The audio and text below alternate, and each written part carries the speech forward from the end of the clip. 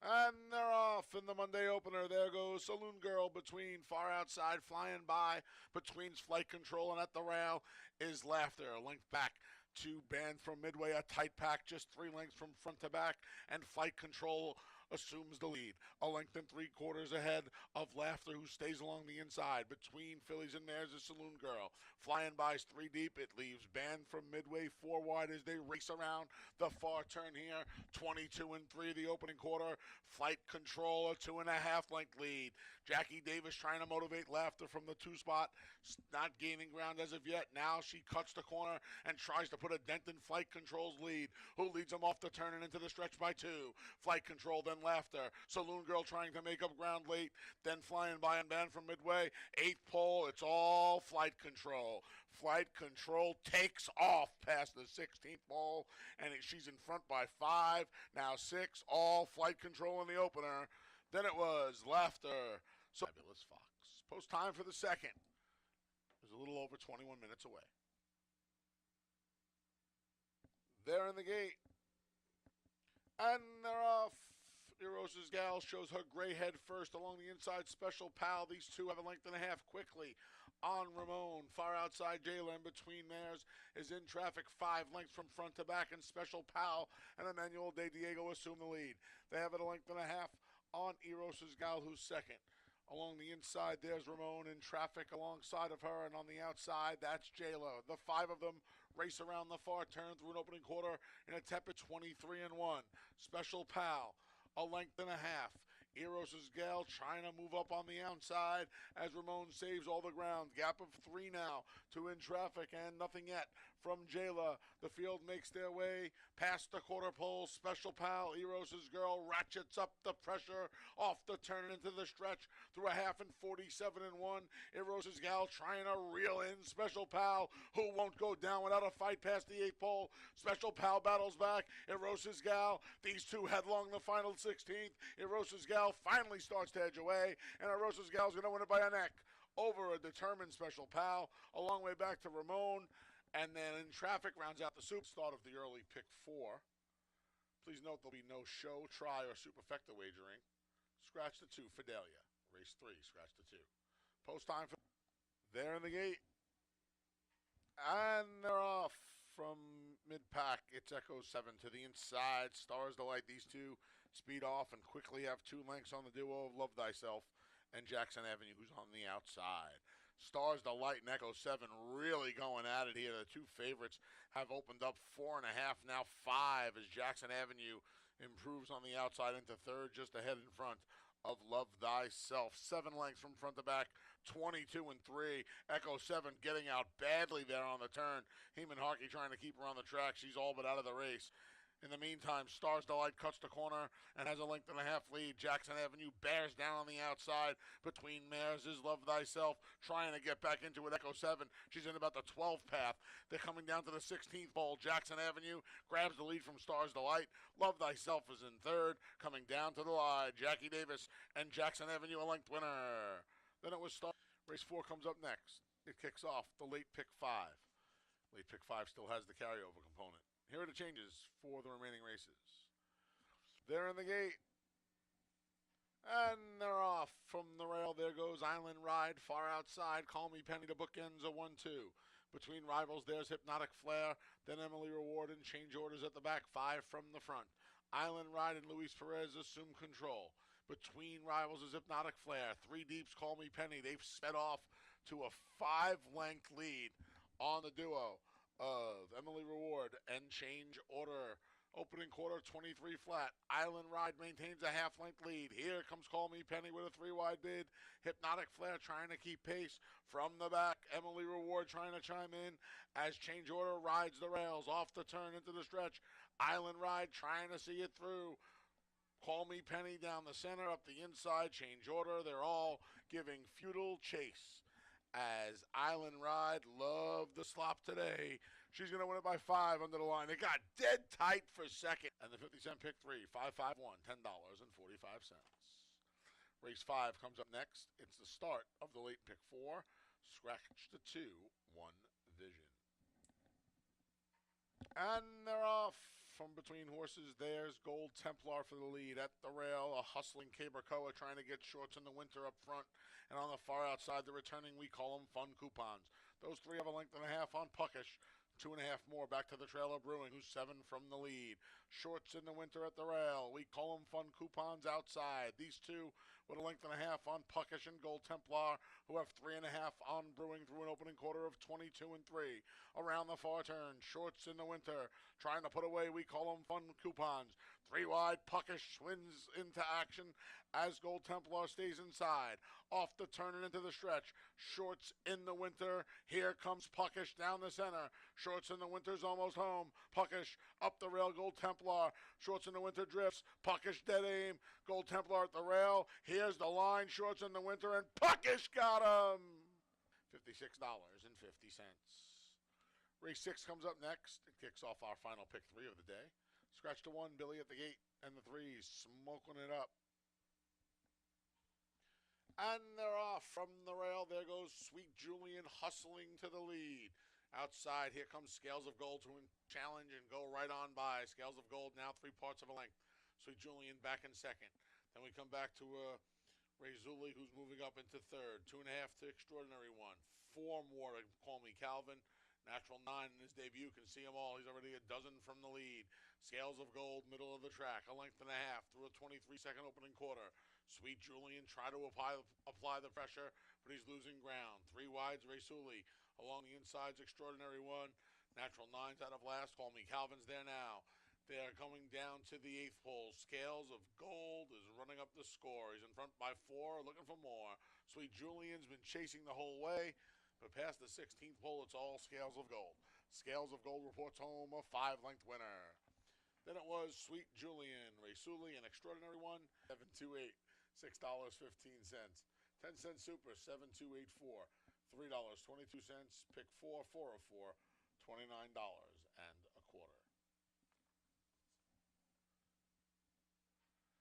And they're off from the rail. Bald Kitten like a shot to the lead. Deezer Rock trying to keep pace. So too Stunning Sugar.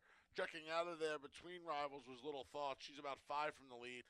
And Bisa's at the back of the pack. Bald Kitten wins the battle.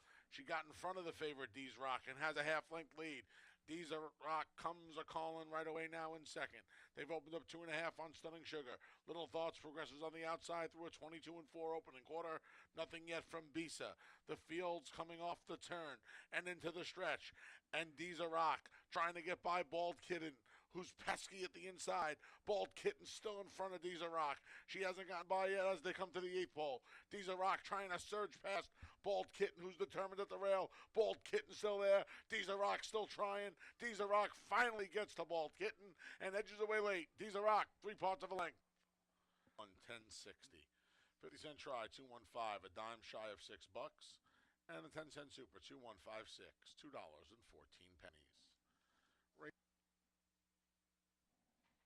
And they're off.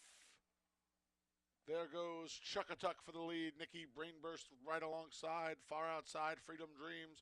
These 3 have a length and a half on only Ladouce, who maintains rail position in 4th. Then we come back to Yearning. She's 7 from the lead.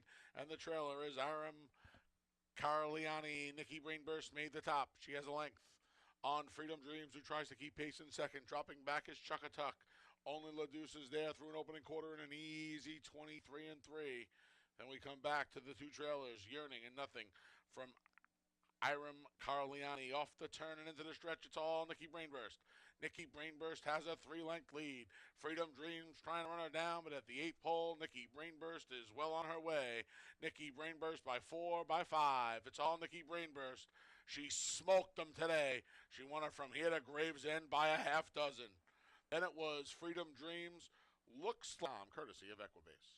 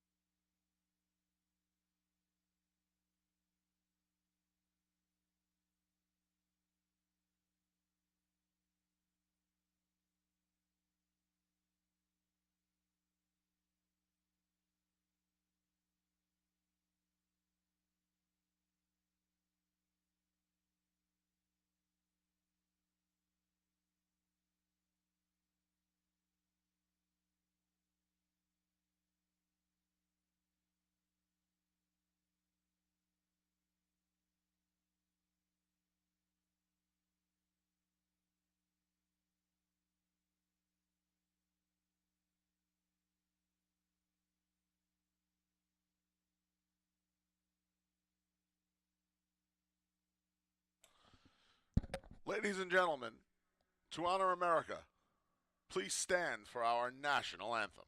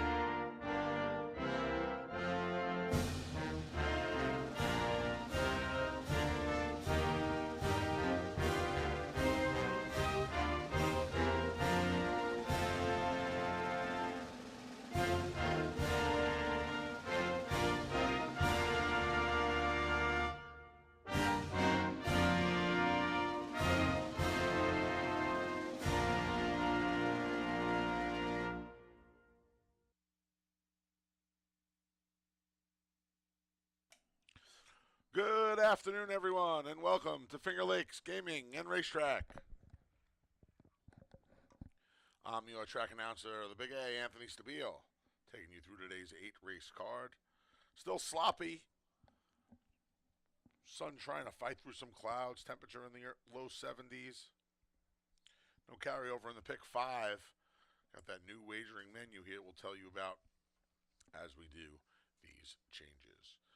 Here are the changes for today's races. In the first, get that new early pick 5 with the mandatory payout. Had over 40,000 in the pool yesterday. In the first, the number 3, Rockabill, is 1 pound over. Early double starts in race 1 as well. Race number 2, first pick 3 of the day kicks off in the second. There are no changes.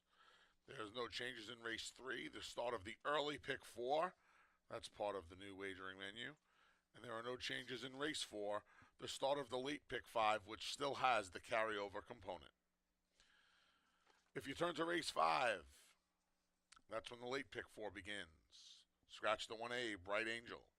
Race 5, scratch the 1A, Bright Angel. And there's an additional workout from number 6, Waiting for AI, on May 3rd. Here at Finger Lakes, 3 furlongs over a muddy track and 37-1 breezing. That additional work for the 6. Waiting for AI.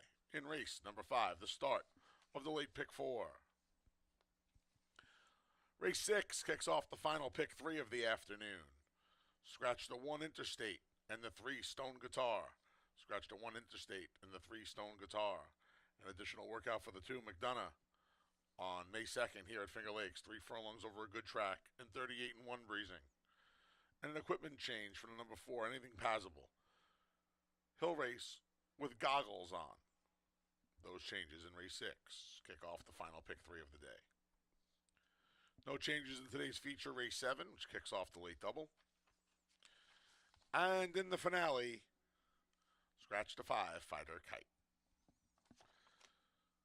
Race 8, scratch the 5, Fighter Kite. No carryover in the pick 5. Pick 5s begin in races 1 and 4. Pick 4s in races 3 and 6. Sloppy track. Free PPs over at fingerlakesgaming.com each and every racing day of the 2025 season, courtesy of Equibase. Coming up next, Dave Mattice and the Pan Man preview today's 8-race card. Post time for the opener is just after 1 p.m. We're all gas, no brakes here at Finger Lakes.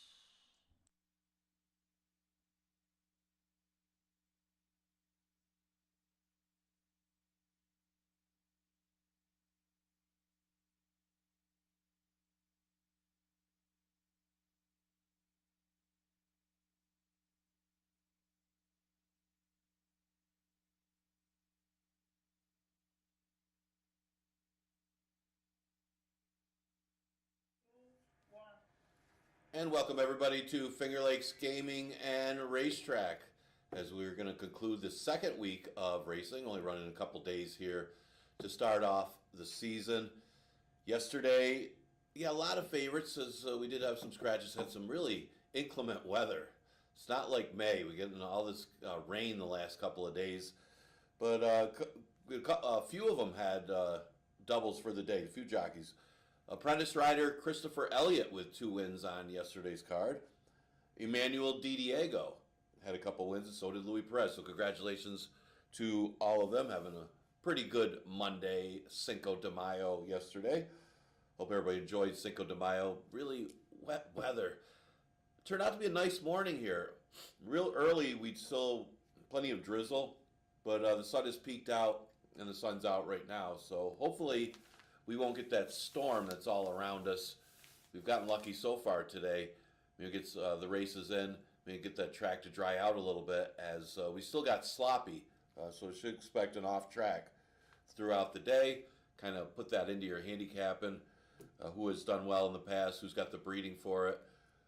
At 4.5 and 5 furlongs, you still got to take to the track, and it could be a factor, but the biggest factor is fitness and sprint speed. That's what we've seen so far, and that's how it's always been with these shorter distance races. Well, we're going to start off. Remember the pick 5. We got 2 pick 5s. I don't know if you've been playing this year. You notice the difference. We don't have the pick 6 anymore. We have a couple of pick 5s. We have the first race. We have that early pick 5. It's a mandatory payout, so that one will pay 4 out of 5 if you do get some big numbers and it isn't hit. The late one does have the carryover. So that's the last 5 races of the day. Again, no pick 6 anymore, as we have the early and late pick 5s. Okay, first race. Again, we keep with these short distances, a little further than what we've been running, 5 furlongs instead of 4.5. And looking at this race, you'll notice fitness is going to be an issue, as some of these horses, majority of the field, are coming off the layoff. One thing you say about Drop Down Rockable is, well, at least he's run this year. He last ran in April, early April, but still a little bit of a layoff, but not the kind of layoff as you're coming off that winter break like some of these other ones are. And it wasn't that long ago that this horse broke his maiden for $20,000. The other part of it is he does have speed. It is a race that just doesn't have a lot of early speed, and his tactical speed, if he shows that sprint speed that he showed when he broke his maiden, could really come into play here against these horses. So tough to go against him in the first race, just on fitness alone, even though it is an easier spot as well. Rockable looks to be the horse to beat. Now you have to take somebody for second. Don't blame anybody for looking for a long shot to put in that second position. I lean towards the 6, Go Get the Bag. All these horses are coming off layoffs. The one that isn't, other than Rockable, is Brennan's War. And he didn't really run that well in his first start this year. He didn't get much for play either. But Go Get the Bag did okay on off tracks when you consider his overall record of 1 for 16 with a few times in the money. His few starts on and off track, he's hit the board in half of them. So when you look at a horse that's had this many starts and 1 win, if they've hit the board in half their starts on and off track, kind of hints that they don't mind it. And Go Get the Bag, two of those starts have been the last 2 races. That's where he didn't hit the board. So you look back at some of his numbers, especially during the fall of last year, they're good enough to be right there against these type of horses. And it's not like he's going to be that far back, as he does have enough tactical speed, especially from the outside, that he can be up close to Rockable and maybe the Mighty Don. So I'm going to use Go Get the Bag for second. The Mighty Don does have some sprint speed. As you see, the last couple races, this horse has gotten the lead in routes, and probably the last time shouldn't have. He's been very aggressively ridden to get the lead in those 2 races. But you know he's got that route speed, so you know he's also got some past sprint speed as well, that if he can get the lead on Rockable early, which if you go back to some of his maidens at Aqueduct, he did have that kind of speed that he would get the lead in this race. So that could be a big factor if the Mighty Dawn, if he's sharp enough off the layoff, can get the lead in here. That makes him very dangerous in here as well. I didn't really see anybody that really loved an off track in this race, that any off track breeding or past success is going to be a factor in this race. So I kind of looked at it from a pace standpoint and from just basically class, and would think that Rockable would have the advantage. So I'm going to go with the 3, 6, and 5 in today's opener. There's some very evenly matched races today. There's some bottom claimers that are very good betting races, we'll say that. Second race, a never won 2 claimer for fillies and mares, going 4.5, and this is one of them. Nothing. Let's face it, nothing comes out off the page at you. I mean, they got a favorite. I mean, whoever our morning line handicapper is now, it'd be tough to make a favorite in here. I don't think it's going to be impermanence, but yeah, it's one of those races where you probably won't get a heavy favorite in the race. You got a bunch of horses coming off layoffs that nobody really has great form, and let's face it, there's not a lot of speed in this race either, to that sense. So I took a shot here with a horse that has run with Ramon Vasquez and Stephen Frett, who already has a victory in 2025. This is a little bit of a long shot. I thought this race and the last race were a couple of races that are good to take a shot at a little bit of a price. And I thought Positively, I don't know if he's going to be that big or she's going to be that big a price. She's 5-1 morning line. She won for 75 on a good racetrack. Granted, it's Mahoning Valley.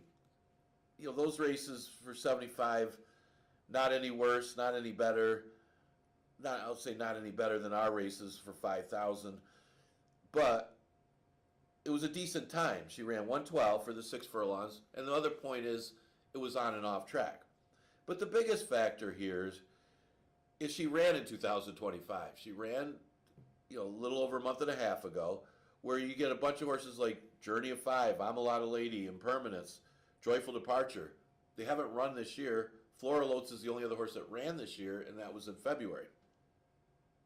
She's got a good mud number too, but the other part of it is Positively's got one of the best mud numbers in the race, and again that shows. She just won.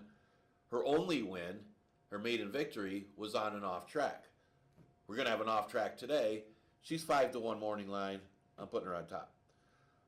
I'm a Lot of Lady could possibly be the speed here. This is one of those races where there just simply isn't any speed. At least looking at some of these horses' past races, they don't have much for early speed.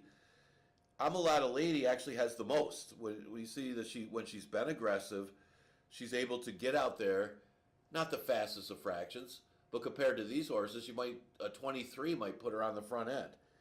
Now she's coming off the layoff. She did win in the slop when last seen for 5,000, so she doesn't mind an off track. But the big thing is, can she get the lead? That's where you want to be at these short distances. You saw that yesterday. Journey of 5, working the best. She's shown a bullet work on April 17th. She's one of those also ran horses last year. I mean, overall, 1 for 22, 4 seconds, 4 thirds, so she's always right there, especially more recently than earlier in her career, but she's still in the 2 lifetime condition. So it's been a while since she actually visited the winner's circle. She's been in this condition probably longer than anybody in this race, considering how long she's been in the 2 lifetimes since she actually broke her maiden. Now, she shouldn't mind an off track. We figure her record, I don't mind the 0 for 4 when you're talking about 2 lifetime horses, but I like the work that she shows. Very good trainer, and she draws the inside. One of the players in here. And again, Flora Lotes I'll throw in for 4th and give her a mention just because she does have the best off-track number in the field. That could come into play here. And she also has a race, even though it was in February, at least it's more recent than some of the other ones in here. So I could use 3 or 4 of them in here. It's one of those races, kind of like the last race today as well.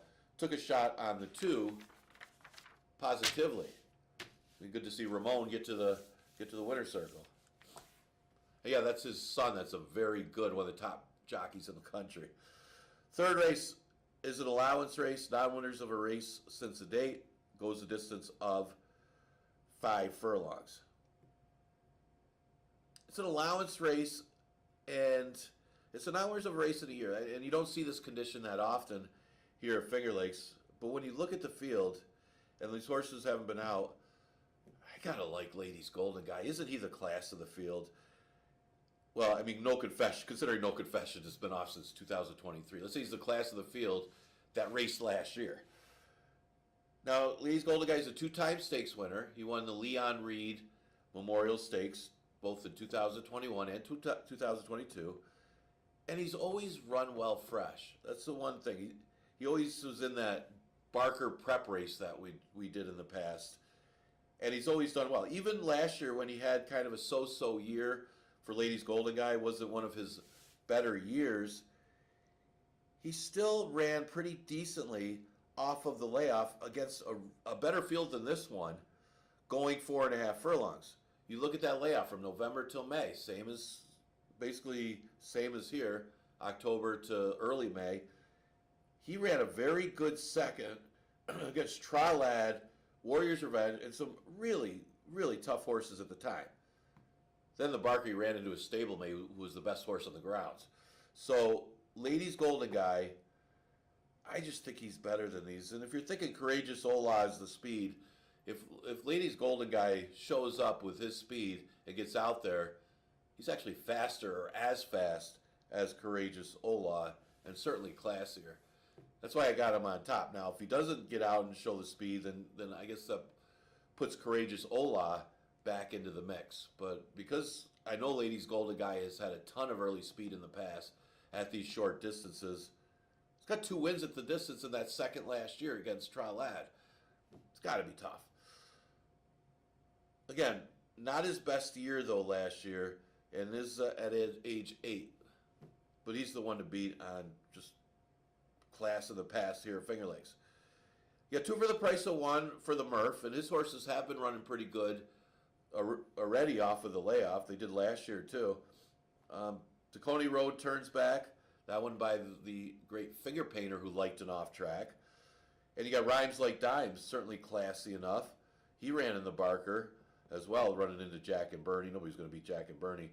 But Rhymes Like Dimes ran a good second when last seen in the slop going around at the end of last year. Now, obviously the layoff is a concern for these horses, as all of them.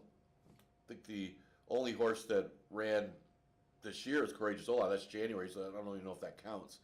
So technically, nobody's really run this year except for that one in January. That's still 4 months, so everybody's off a layoff. I think this entry is pretty solid. I mean, Tacony Road likes an off-track mention. Finger Painter, Rhymes Like Dimes, doesn't mind an off-track. They definitely play on class. The interesting one and the tricky one is the 5, No Confession for Eddie Davis. Yeah, this one, I say Lady's Golden Guy is a class of Finger Lakes that ran last year, but the overall class has got to be No Confession, considering the open stakes this horse has been in way back 2 years ago. Again, that's 2 years ago, though, and now he shows up here. At least it's a good sign. He's making that belated race off the layoff after a year off here in allowance race and not drop into a claimer. That's always a positive. But still, I'm not, and everybody know if you follow my handicapping plays, I just am not a person who, at least here at Finger Lakes, plays horses when they're off that kind of layoff. You know, maybe if it's Brad Cox or Bob Baffert, Bob Baffert out west, you play him, but here at Finger Lakes, you just don't see horses win off the layoff that often. I mean, Esky Beach pulled off a miracle last year, but it happens, and this horse certainly would be no surprise just based on class. Who else in here won an open 3-year-old stakes race? The answer's nobody. Certainly plays. Okay, 4th race. This is the late pick 5. This one has the carryover. Maybe we'll get a few carryovers this year. Pick 5 is always a great play. Usually like the late one. They seem to pay a little bit better, but you never know. You could get a long shot in the early one as well. Another race where there's just absolutely no recency. And it makes it tough when you're talking about $5,000 claiming horses that just haven't been out. I'm hoping for a midday double for Deborah Breed. Why not? I think she's going to win the third with Ladies Golden Guy. I think Trivia, again, history seems to repeat itself, and that's what I'm hoping for in both of these races. Talk about how good Ladies Golden Guy has done in the past, fresh, going short distances in those Barker Prep races. What about Trivia last year? Off of the layoff from November to April, Source went in for the waiver claim and won. Similar condition as this one. History possibly repeating itself. Comes off the layoff from November, gets in this race where there's no speed, and can get the lead. Now, Kateri Empire has some sprint speed and does like an off track, so that one might be able to hold the rail. But I'm hoping if Trivia's sharp enough off of this layoff that he can get the lead, or at least she can be out there with Kateri Empire and Super Slide possibly and go on with it. I mean, Coffee Futures has tactical speed too. None of them are really quick. To the point that she could be out there on the front line in 23 and change like she was last year, maybe even making the front, that I'm going to give her an edge in that sense. Again, Kateri Empire is at age 10 now, but she's run well fresh, and she really steps up on the off track. At least she has in the past. You see with the overall record, it's better on an off track than on a fast track. And there was a period of time during her career, I think it was either 2 or 3 years ago, she went on a roll, winning like 3 races in a row. A couple of them were on off track. She absolutely enjoys the off going, at least has in the past. Sometimes when they get older, they kind of lose that enjoyment for the wet. I don't like the rain. And this one cuts back big time in distance from where she is. But again, she's running these sprints before. You look at last year. Ran short, didn't run that badly, ran fourth against a pretty decent field. You know, Thin Legs kind of got it with Thin Legs' a speed horse going short. She had to chase. Well, this is a race that doesn't have a lot of quick horses in it. Again, you could say Trivia, Coffee Futures has shown some sprint speed, but mostly route speed. Super Slide, the same thing. I mean, Super Slide's got some speed. She's usually up close. But it's not like Super Slide is that fast. So, a questionable pace. And Kateri Empire, with her liking on an off track, going to use her second.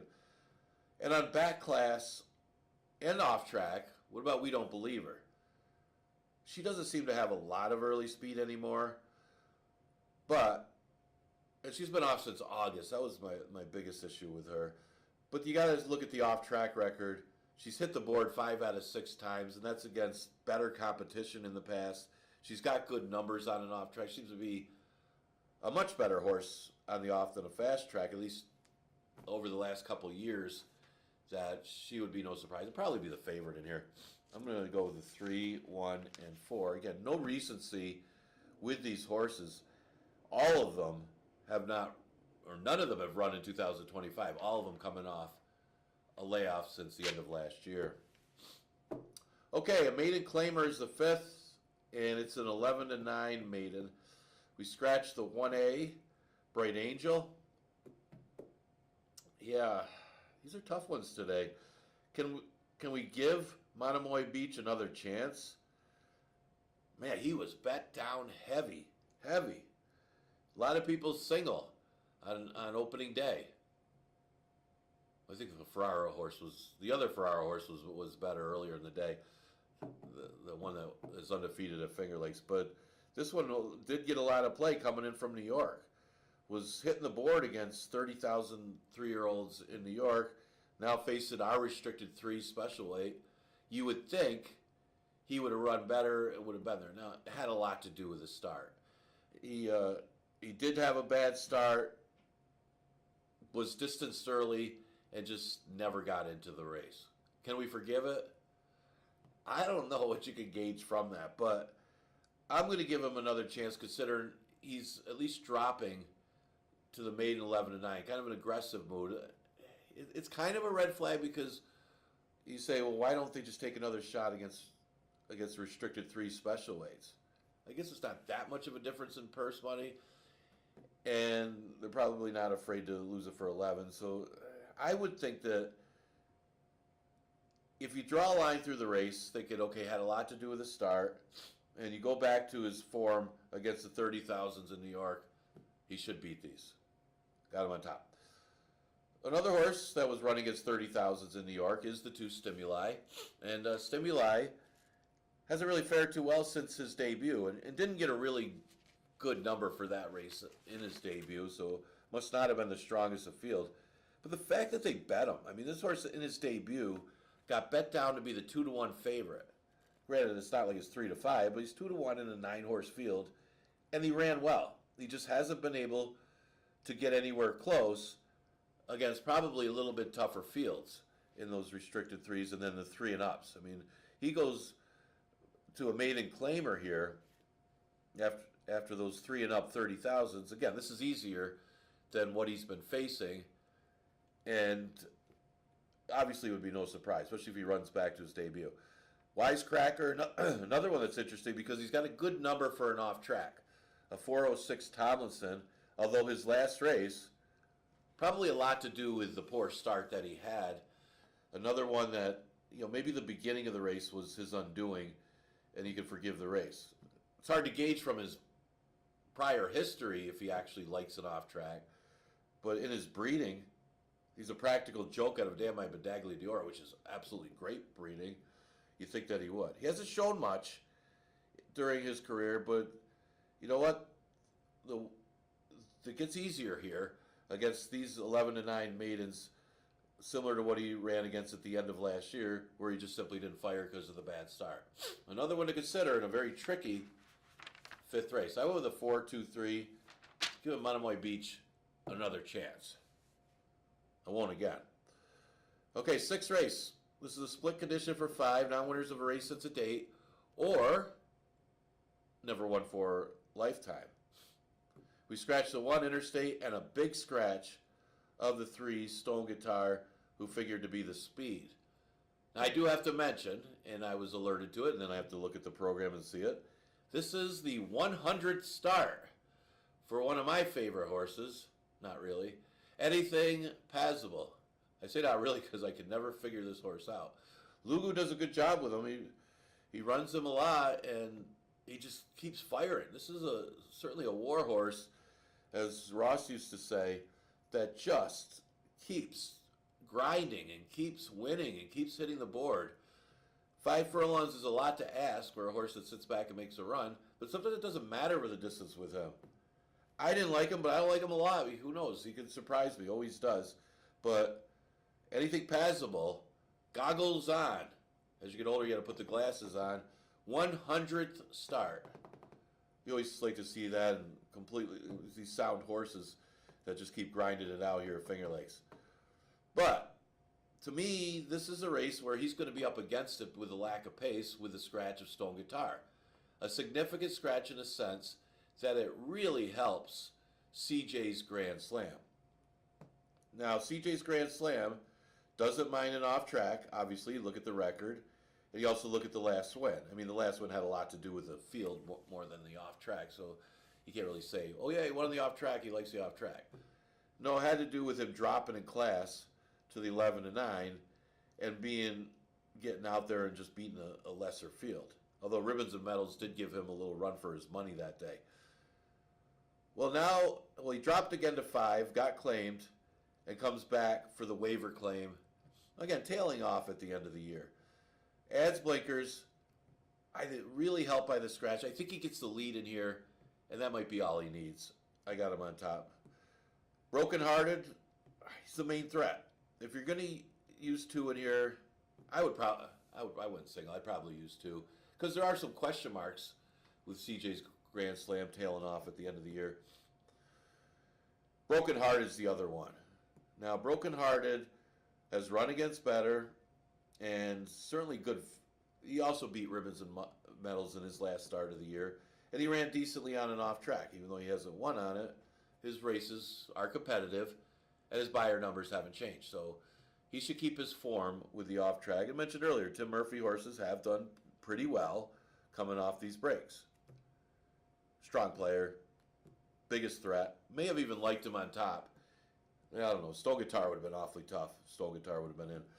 The 5 Goldini, a Golden Sense, Kentucky bred, you know he's not bad on an off track, is an interesting horse here. I don't think he's got enough speed to contend at 5 furlongs. That's the only problem. Maybe with back class and talent and liking an off track, puts him in the mix, but isn't enough to get him to the winner's circle.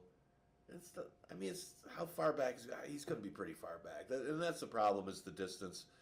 He likes a route. He's built for the route. He's bred for the route, but back class wise, he can still compete with these horses as far as maybe closes to hit the board on talent. I'm going to go with the 6, 7, and 5 in the 6th. Okay, let's look at the 7th. Struggled with this one a little bit. I like St. James, but not at 4.5. If this was 6 furlongs, I would have definitely taken St. James on top. Stars and Stones, yeah, he's going to be tough too. Ran well at 4.5 against Stewie, who's an absolute speedball last year. Coin Jar's quick. Autumn Glory's got the best number for an off track. Didn't know what to do with that one. You know, tracks Sophia Vivas, who's a very good rider. I struggled with this race. I thought the distance was going to be tough for that horse too. You certainly got to look at the class of Autumn Glory as well. Just didn't know what to do with that horse. The numbers all match up with these horses, and maybe you just go with a sharp horse who looked really good opening day. Now, Storm and Sammy did take advantage of a racetrack that was really quick. I mean, the first race of the day, I think it was Mama Gigi, went a faster time than any horse last year and this year. So the time at 52 and change also could be a little misleading, but he did win pretty handily. That maybe this horse did come back a little sharper, a little better than last year. Now, is he better than these horses? And again, a little dressed up because of the track that he won on, and you do have other speed inside him. I'm just thinking maybe he's the sharpest here with these horses coming off the layoff. I mean, if any of these horses had 1 or 2 stars, like Stars and Stones, Coin Jar, I probably would go a different direction.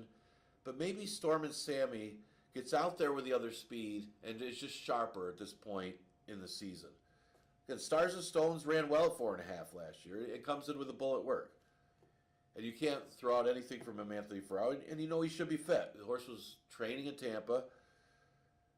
And you look at the 4.5 furlong race last year, he lost to Stewie. Stewie is an absolute speedball and a really good horse. No shame there. And he actually ran one of his better races of the year. He's going to be tough. And then there's St. James and Autumn Glory. Both of those horses. What do you do with Autumn Glory? He's obviously a turf horse, but Bruce Brown didn't put her in this spot for nothing. She could very well be a strong player in here. Never run on an off dirt track. She's been running on the fast track. And at least she tries an allowance race and not a claimer. So I didn't know what to do with that one. Same thing with St. James. St. James looks really tough. I mean, her numbers are good. She's run this year. It's just 4.5 furlongs. She's really going to have to pick it up. So that was the only issue with that one is the distance. I'm going to go with the 5-1-2. Very difficult and a good 7th race. I want to call it the feature, but you also got Ladies Golden Guy earlier, so I would think that that's the feature. 8th race, this is one where I had to take a shot. Like the second race, as open as that race is, this is another race that it looks like an event that you can kind of take a shot at a price at. I would like to have a few of them going if I'm playing the late pick 5. We scratched the 5, Fighter Kite.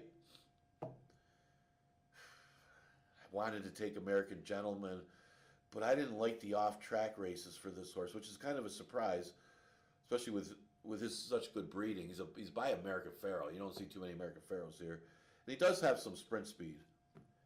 I don't like the fact that his loss for 5,000, his recent loss, was against Ringgood, and that was on and off track. And that's the only reason I didn't put him on top. Norgay, some of his races are better than they look on paper last year. He's running second against He's Got the Jack, who was lone speed that day, and this horse took a photo to beat him. Superb Surprise was no slouch. Then you look at some of the other races, he's right there. Fire Down Below was very sharp coming in from Canada, I think it was. And this one ran a good second. Maybe it was Penn National. I know it was from another track. Last couple starts, not as good. But I like the numbers that this horse is putting up, catching some tough ones for 5,000 last year. This is a weak field for the condition. And he does have a decent work leading up to the race. I had to go with somebody.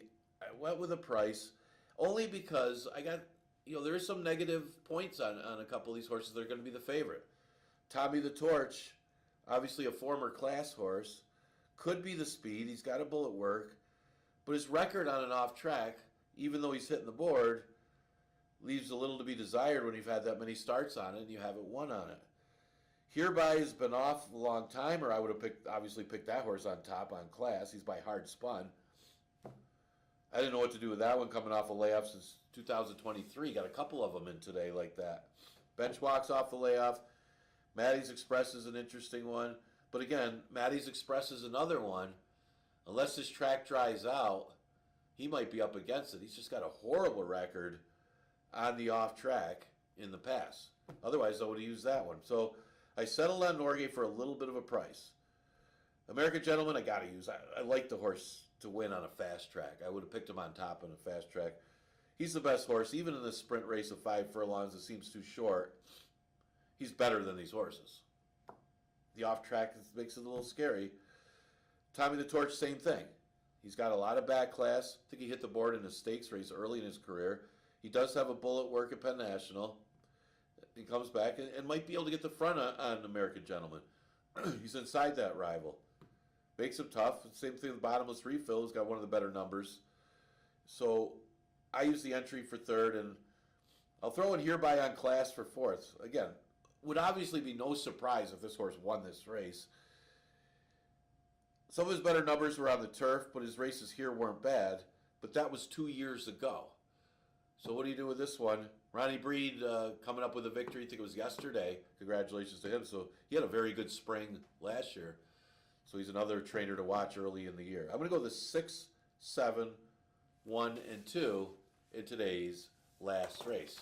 Enjoy today's card. Again, sun's peeking out now, but we got plenty of rain overnight that you're going to get an off track throughout the day. We are dark the rest of the week. Still open for simulcast wagering. You can come see me over the weekend. Next live racing day. Going to be a long time, but it's going to be on Monday with a 1 o'clock first post. I'll see you then.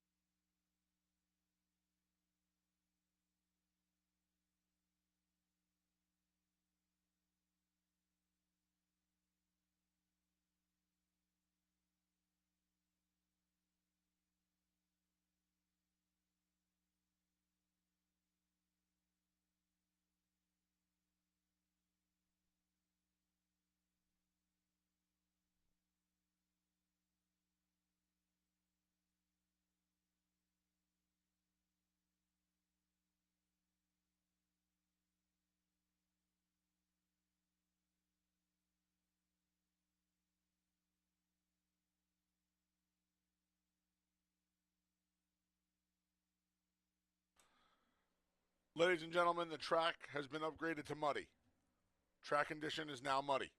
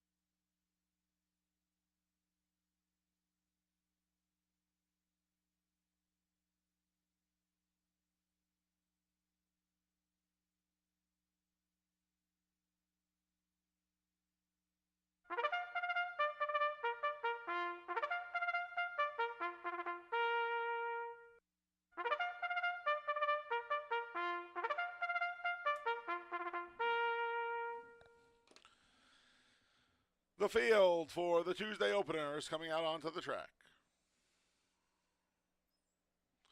The one is Brennan's War. Luis Perez rides.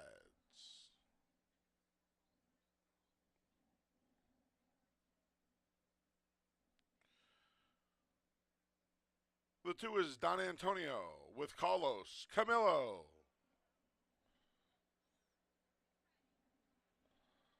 The three is Rockable with Jeremias Flores.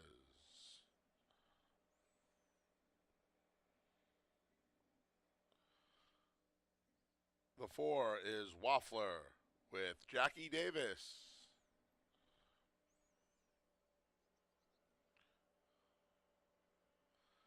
The five is the Mighty Don with Rafael Rohina Jr.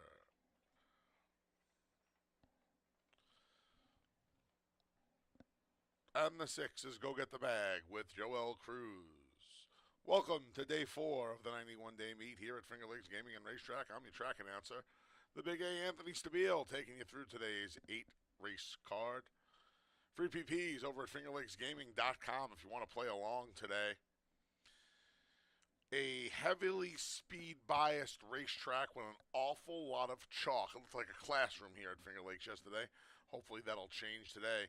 But we're going to try to play along with how the track went yesterday, especially early on. And it's kind of hard to gauge these 5 furlong races with the shippers from the Big A because they don't write races that short down there. And Rockable ships in. First time for trainer Richard Schaefer. Source has a race on a sloppy track. Debut, no Lasix, no blinkers.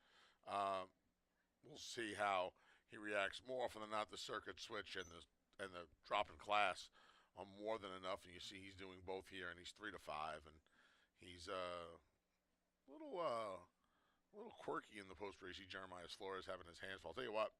Speaking of the racetrack, Brennan's War left the post parade, and he got a real aggressive warm up from Luis Perez. We'll see how that plays into things. For second, I went with the 4 Waffler. He shipped up from Naira and had 4 starts here last year. They were all going 2 turns. And he's made an abundance of his starts at a mile or longer. I wonder how that bodes for his 5 furlongs. Gets Jackie Davis. She got in the winner's circle yesterday. We'll see how it bodes for him cutting back to the sprint distance. He's 7-1 right now. I'll tell you what, he has some decent races up here. At 7-1 would be kind of hard to dismiss for me. If you're playing the pick 5, I don't think Rockable is a single. And again, that pick 5 is a mandatory payout, so you're going to want to get involved. And then finally, I used Don Antonio, the number 2, who has some decent races on wet tracks for Maria Montserrat. Comes back off the November layoff.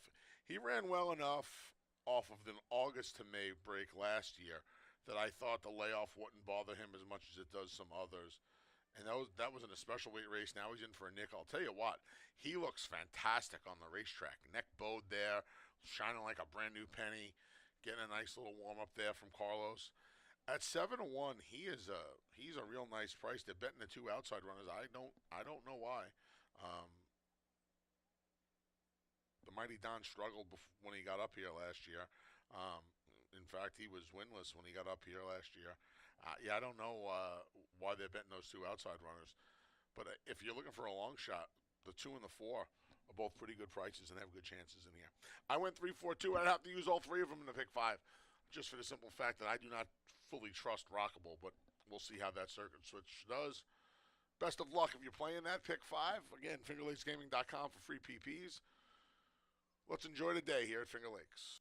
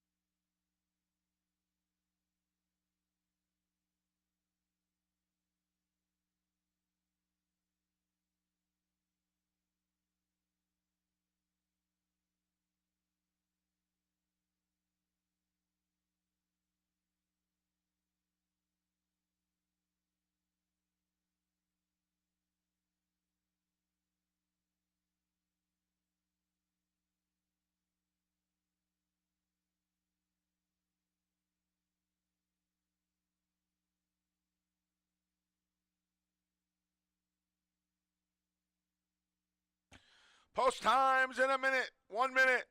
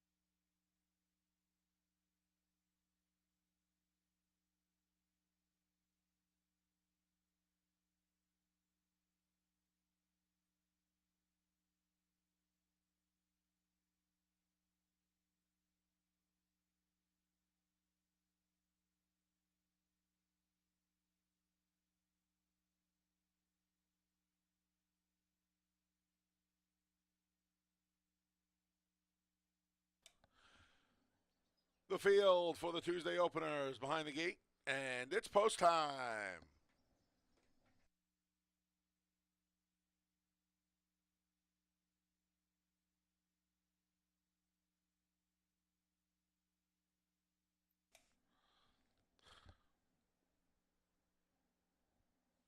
Brennan's War, the first to load in.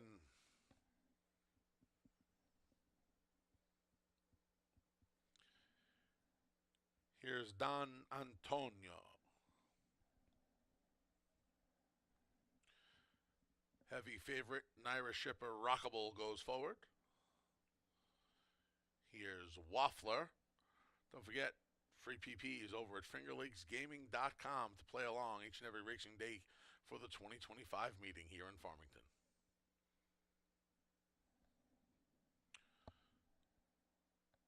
The Mighty Don goes in.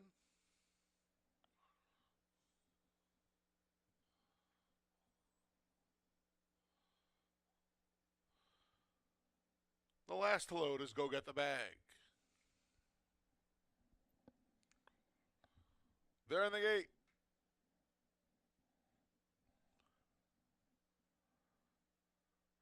And they're off. Off a bit slowly. There was the 4, Waffler. Don Antonio for the lead. The Mighty Don challenges. Between those two is Rockable, and on the far outside, Go Get the Bag. They're separated by a length and a half. 2 more back to Brennan's War. And Waffler's at the back. 7 lengths from the front. The Mighty Don emerges with a clear lead and opens up a 2.5 length margin. Under a rides Don Antonio. Rockable, the favorite, trying to get going. Go Get the Bags under a drive. The 2 at the back of Brennan's War and Waffler through a quick 22-3 opening panel here. The Mighty Don and Rafael Rohina Jr. have a length and a half on the duo of Don Antonio and Rockable. Jeremiah Flores trying to get the favorite going in the 2-path as the field spins off the turn and into the stretch. The Mighty Don's been there from the start. Rockable with dead aim. Don Antonio needs somewhere to go as the field gets to the 8th pole. Here's the favorite, Rockable, to the lead. Rockable makes the lead. Don Antonio switches to the outside. 16th pole. Rockable's almost home. Don Antonio a final lunge. Rockable a half length. Don Antonio made it close in the end, then the Mighty Don and Waffler in 1 minute flat.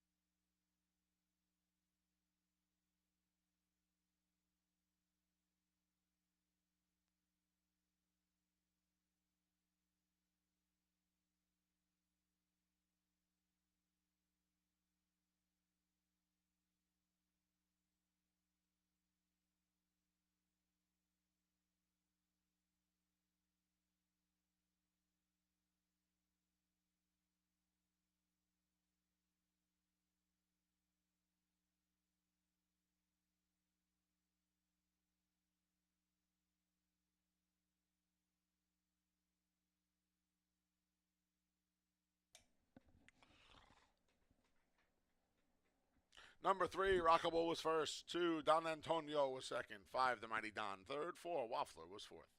3, 2, 5, 4 unofficial in the opener.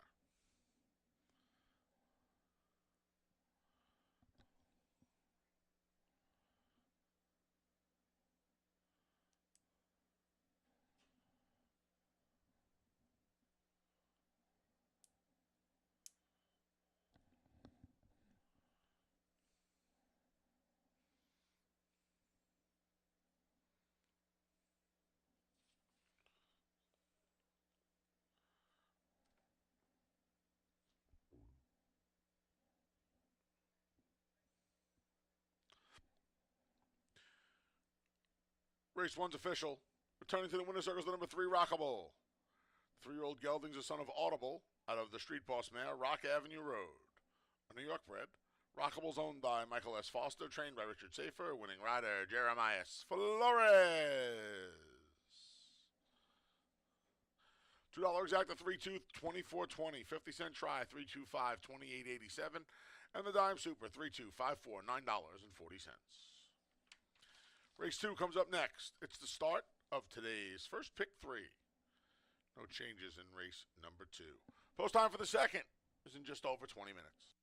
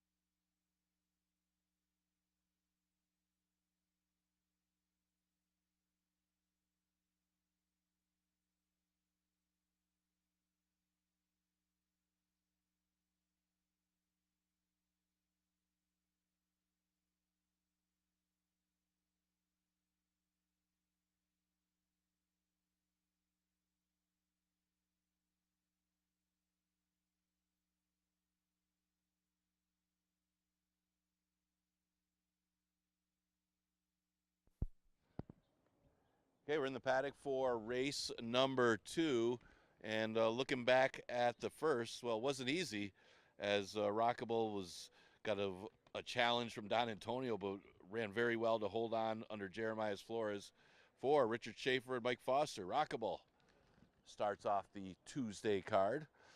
Okay, the second race is a non-winners of 2, 5,000 claimers for fillies and mares. We got a pick 3 here. Remember, the pick 4 was moved to the third race. We have 2 of those as well. Look at a couple of the contenders in here. Nobody really to fall in love with is a lot of them have not had any starts in 2025, with the exception of Positively, who ran in March, and Flora Lotes ran in February. But I think that may give Positively a little bit of an advantage here because of the softness of this field and a lot of these horses not being out yet this year. She broke her maiden for 7,500 at Mahoning Valley not that long ago over a good racetrack on March 3rd. And her first time against winners was going a route. Wasn't that bad of a race. So she has enough speed to be in the race early, and maybe that fitness will come through and she could get to the winner's circle first. She's currently at odds of 4 to 5. She's got a good mud number with a 413 Tomlinson. Amalada Lady is the 3-horse. She broke her maiden for 5, same level as this. Now goes against winners for the first time.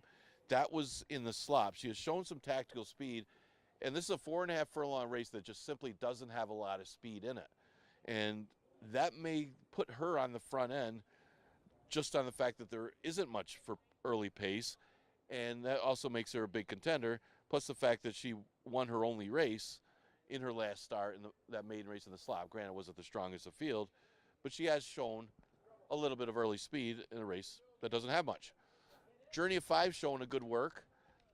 Maybe that could be the angle you're going to go with. April 17th, she worked 36. She hasn't shown much for early sprint speed in any of her races in the past, but she comes back off the layoff for a very good trainer in Nurka Huertas, and yes, she's had a lot of chances. She's been in the 2 lifetime condition for quite a while. It's been a while since she broke her maiden, but she's also been very competitive at the level and could come out running against a soft field in here.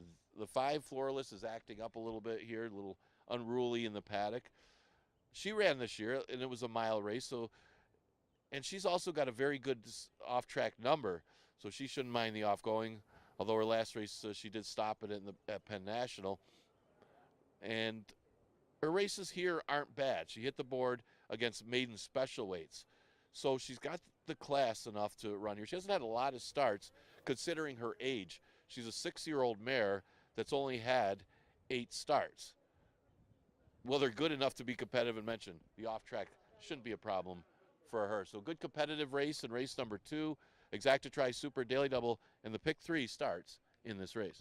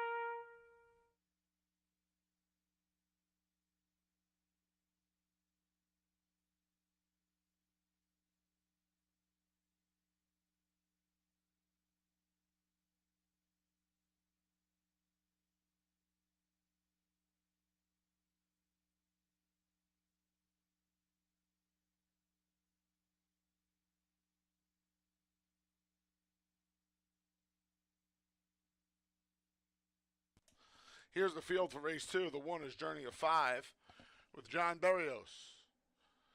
The 2 is Positively. Stephen Fretz in the saddle.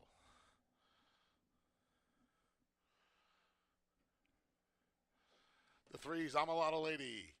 Nazario Alvarado rides.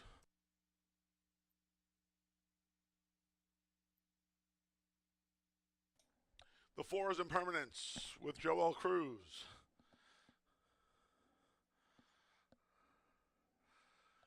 The 5 is Floral Oats. Christian Navarro's in the saddle.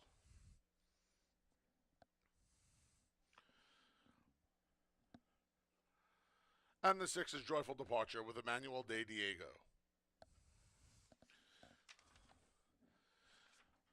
Oh, favorite shipper got it done in the opener. We had a claim in the opener, by the way. The winner, the 3 Rockable, went to 3-player stable, new owners, new trainer Louis Gutierrez. Another favorite here, for me anyway, as Positively talked about the recency. I'm going to try to lean on recency when I can, especially when it looks tough. This horse has run 14 times. 2 of them were on wet tracks, and they were 2 of his best races. A maiden win and a 3rd place finish.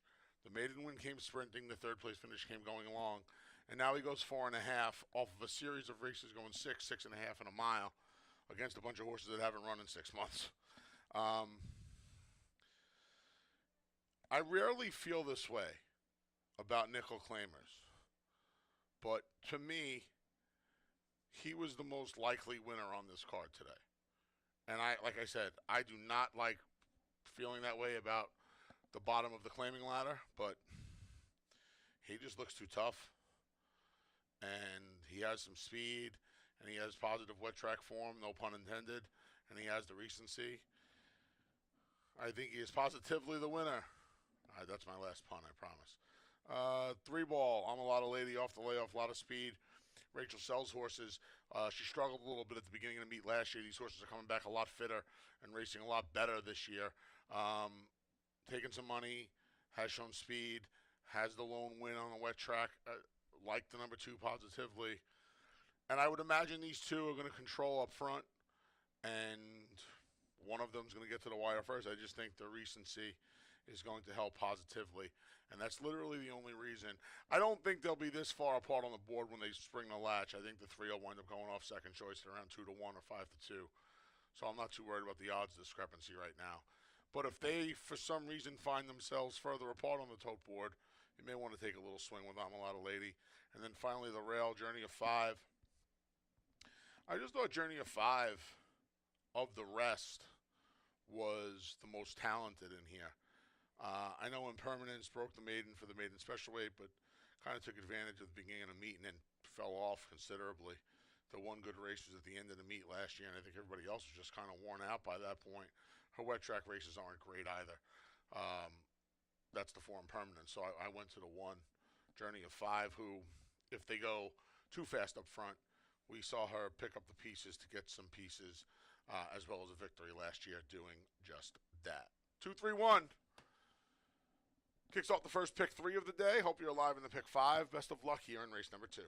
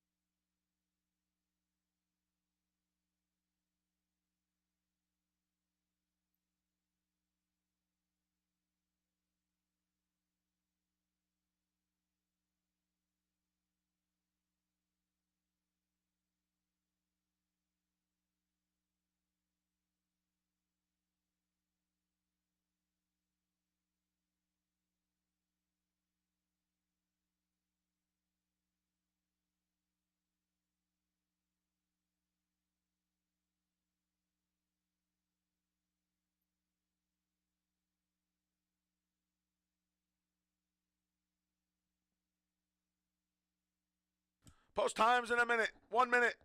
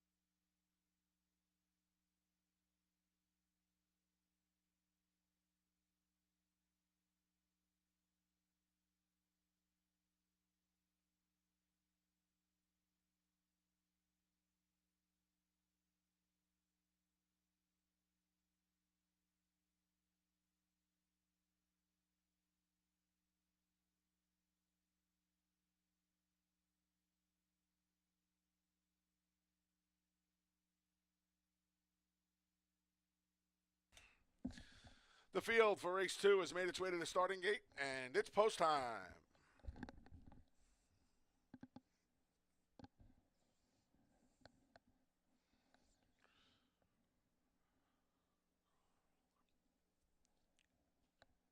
Journey of 5 from the rail, the first to go in.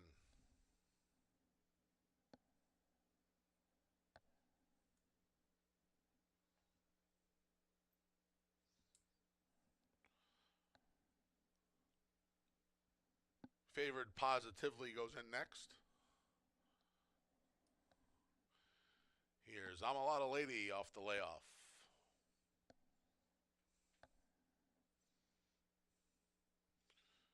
Impermanence goes forward before taking a little turn behind the gate. A couple of long shots complete the field. Floral Oats and Joyful Departure.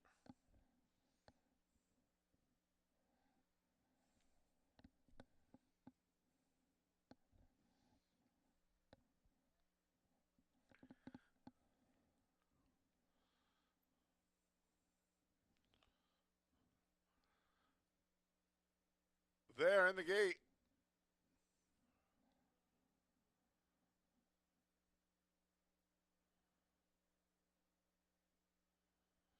And they're off from the rail. There's Journey of 5 mid-pack now. Impermanence shows speed.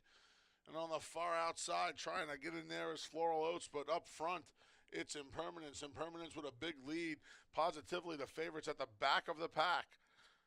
Up front, though, a 2-length lead for Impermanence, being chased by I'm a Lot of Lady around the far turn. Then we come to the far outside, Joyful Departure. Between is Floral Oats, then Journey of 5. Positively is going to have to go now. Still has a dozen to make up through an easy 23-1 opening quarter. The field spins off the turn and into the stretch, and Impermanence. And I'm a Lot of Lady with dead aim, and I'm a Lot of Lady goes by Impermanence as they come to the 8th pole. It's I'm a Lot of Lady and Nazario Alvarado a half length. Impermanence trying to battle back at the 16th pole, but I'm a Lot of Lady is too much for Impermanence. I'm a Lot of Lady, Impermanence trying to battle back. I'm a Lot of Lady a length. Then it was Impermanence. Positively, after the bad start, was in a photo for third with Floral Oats and Journey of 5 in almost 54 seconds.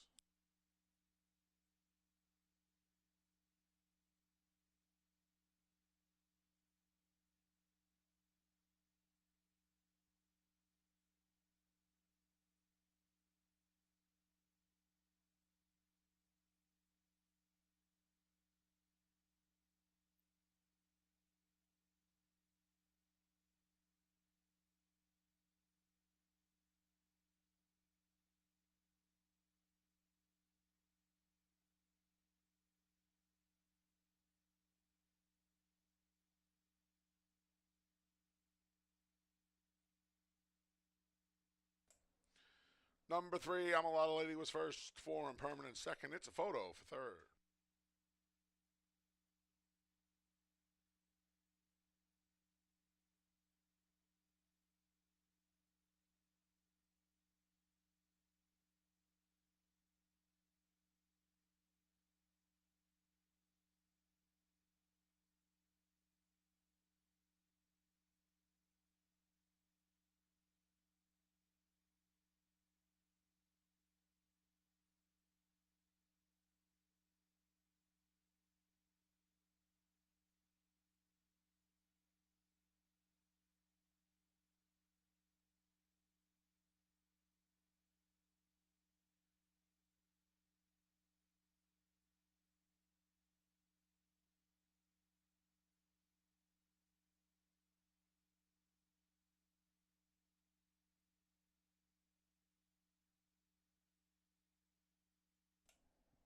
Returning to the winner's circles, the number 3, I'm a Lot of Lady. She's a 4-year-old daughter of Bustin' Stones out of the Freud mare Crazy Cat Lady. A New York bred, I'm a Lot of Ladies owned by Hudson Valley Thoroughbreds LLC, trained by Rachel Sells, winning rider Nazario Alvarado. Show photo shows the number 2 positively third and the 5 Floral Oats finished fourth.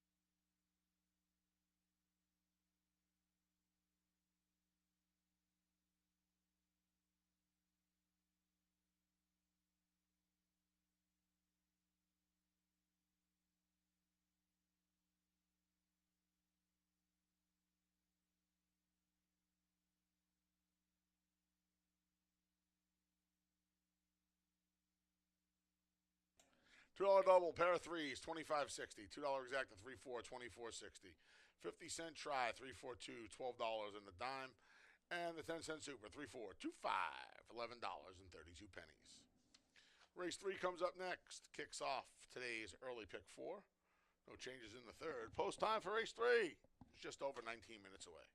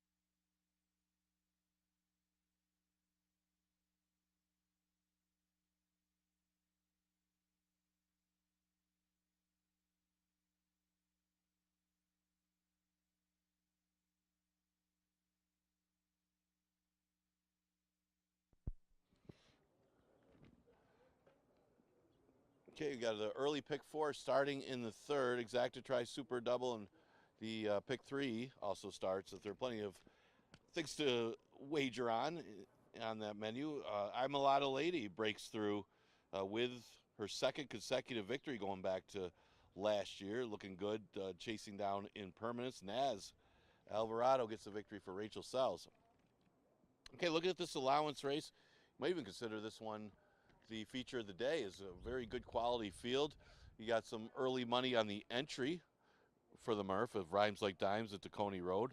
Both of them off of the layoff. Certainly both of them very capable and liking an off-track Tacony Road out of Finger Painter, who she was phenomenal. She loved the off-track. Of course, Rhymes Like Dimes has run against some of the tougher competition here at Finger Lakes. I did go with Ladies Golden Guy. Has been good off the layoff in the past. He's getting up there in age. But you remember last year in the George Barker prep race, he came out running, and it was 4.5 furlongs, and battled for the lead and held second behind Tra Lad ahead of Warriors Revenge, who had just won Horse of the Year. So Ladies Golden Guy, if he can repeat that performance coming back this year, could be awfully tough. This horse is a 2-time stakes winner. Had an off year last year, but coming back here actually faces an easier field in this allowance event, depending on, of course, how good No Confession is off of his layoff. And that's the one to talk about, too. I mean, here's a horse that's been running against 3-year-old stakes races at Monmouth and Parks, and now arrives here at Finger Lakes against our allowance horses. But that's a long time ago. That was 2 years ago when this horse was running and winning a stakes race at Parks and running competitively in 3-year-old stakes races at Monmouth. Obviously, the class of the race going back to that point also likes an off track. 2 wins in a second and 3 starts on an off track with a Tomlinson number of a 410.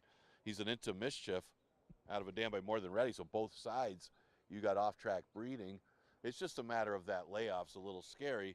He's certainly classy enough to beat this field. I got him as my third choice, as I did pick Ladies Golden Guy on top with Rhymes Like Dimes to Coney Road. Now you got the 3 Courageous Ola, who does possess a good amount of early speed. He's off a layoff since January, so a little bit less of a layoff than some of these horses that haven't run this year. And No Confession, who didn't run last year, but still a long enough layoff. It's been since January. But he was flashing some quick quarters at Aqueduct, 22 and change, that he should be out there.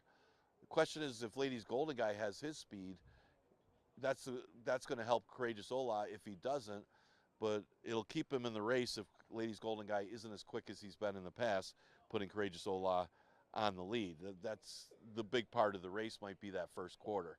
Exacta Try Super Daily Double of the pick 3, and the pick 4 starts with race number 3.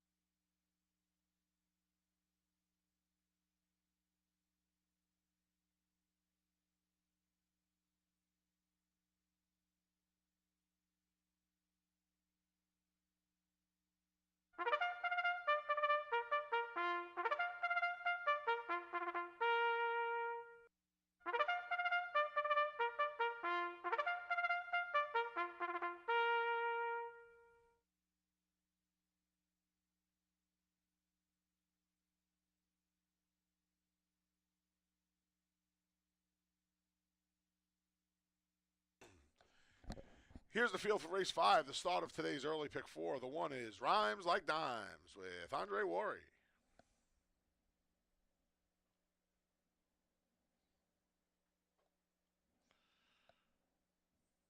The 1A is Tacony Road with Emmanuel De Diego.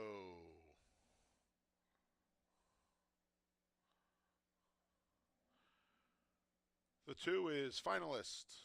Joel Cruz rides.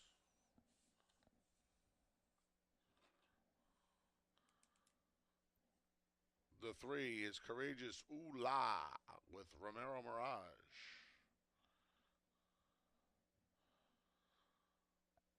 The 4 is Ladies Golden Guy.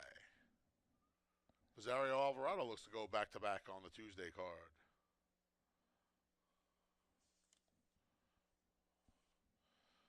And the 5 is No Confession with Cabracoa. I went 3-4-1 here.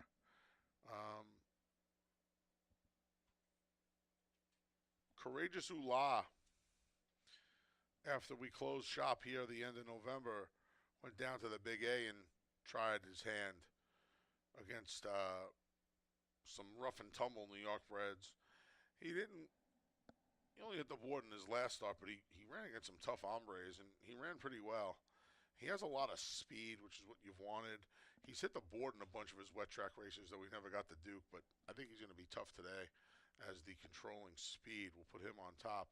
Right next, one away is the 4 Ladies Golden Guy, who also has some speed, but it's around 2 turns for the most part. And he usually needs one to get going, but we're talking about an old hard knocker. 12 wins, 44 starts at 8 years old. He's hit the board in 8 of his 10 on wet tracks. And again, I want the horses that at least have some kind of speed and are going to be closer. And Ladies Golden Guy figures to be just that. And then finally, the entry. Look, either part of this entry could win. I like Tacony Road better than I like Rhymes Like Dimes because of the distance. But they're overbet at even money. And they're even money because it's there and not won. People love betting entries. And, I just think this entry is way overbet at even money. Now, we have about 6 minutes to post, so it could change. But they're a terrible price at even money. And I do believe that Tacony Road will run better than Rhymes Like Dimes. 3-4-1 for me. Again, early pick 4 time here. We put up our tickets, Dave and I did. I just used 3s and 4s, not even knowing what the topo was going to look like. 3-4 with 1-2-6, with 2-3-4 with 2-6-7, 50 cents, good for $27. Best of luck if you're playing here in race 3.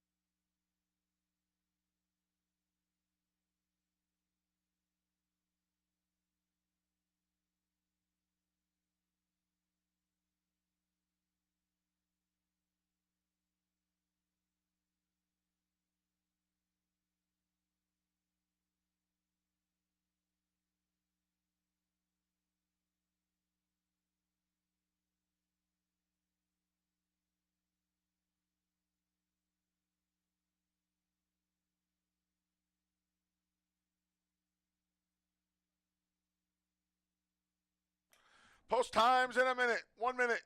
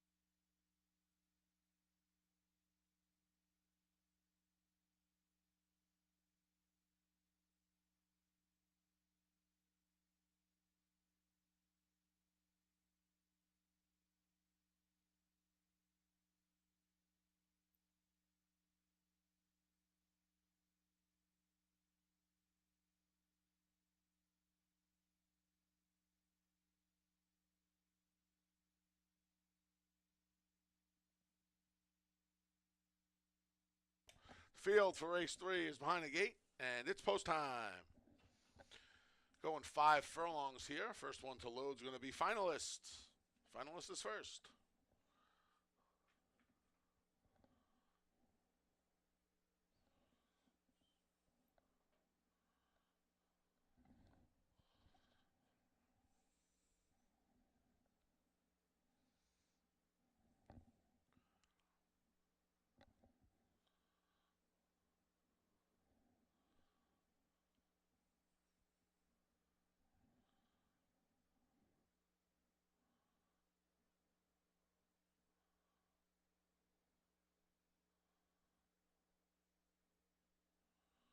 He finally goes in. Rhymes like dimes is up next.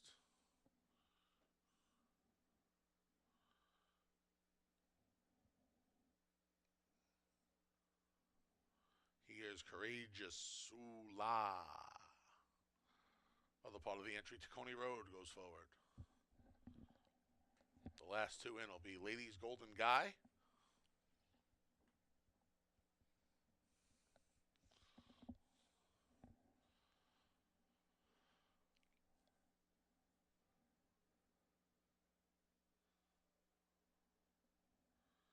And No Confession.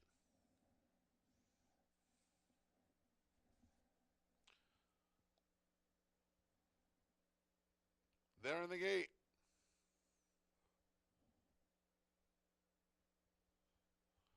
And they're off. There goes Ladies Golden Guy for the lead. Courageous Ooh La right to his inside. These two duke it out early. They have a length and a half on No Confession. Then we come back to the entry of Rhymes Like Dimes at Tacony Road, and way back is finalist Courageous Ooh La putting on a display of speed. I'm sorry, that's Ladies Golden Guy in front. Ladies Golden Guy putting on that display of speed. Ratchets around the turn. 22 flat. Ladies Golden Guy has a 7-length lead. Courageous Ooh La giving chase, but is still about a half a dozen from the front as the field spins off the turn and into the stretch. Rhymes Like Dimes has moved up. Then No Confession, but they're off the turn and into the stretch. I don't mean they, I mean he. Ladies Golden Guy's 8 in front past the 8th pole. It's all Ladies Golden Guy. Courageous Ooh La just gave up second to Rhymes Like Dimes. Late pace from the back from No Confession, no doubt about this winner. Ladies Golden Guy, flag fall to that's all by a half dozen. The entry ran 2-3. Rhymes Like Dimes, Tacony Road. Then it was tight for fourth between Courageous Ooh La and No Confession in a sharp 58 and 4.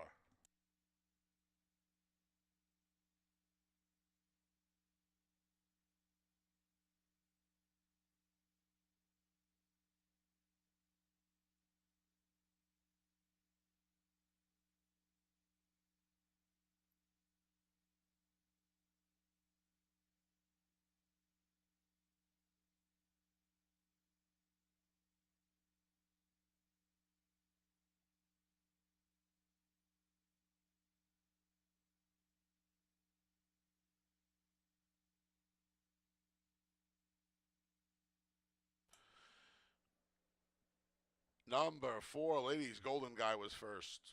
1, Rhymes Like Dime second. 1A, Tacony Road third. It's a photo for fourth.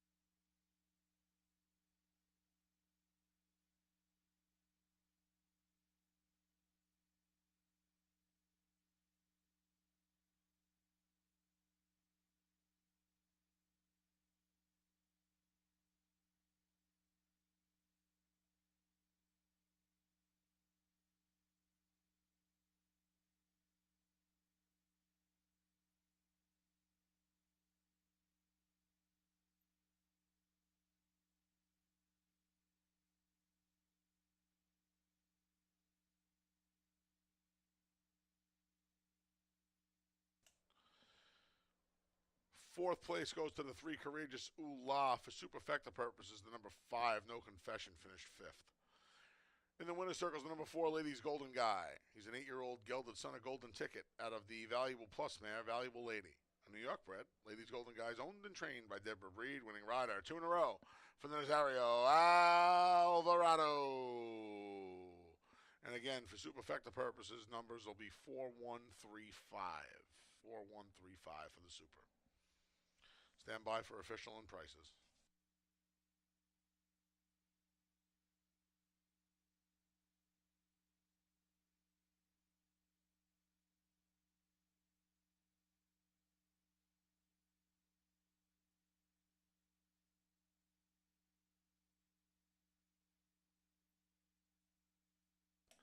$2 double 3-4, 31.80. $2 exacta 4-1, 13.20.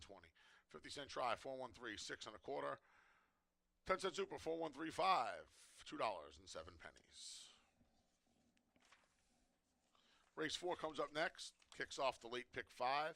No changes in the fourth. Post time for race 4 is in just over 25 minutes.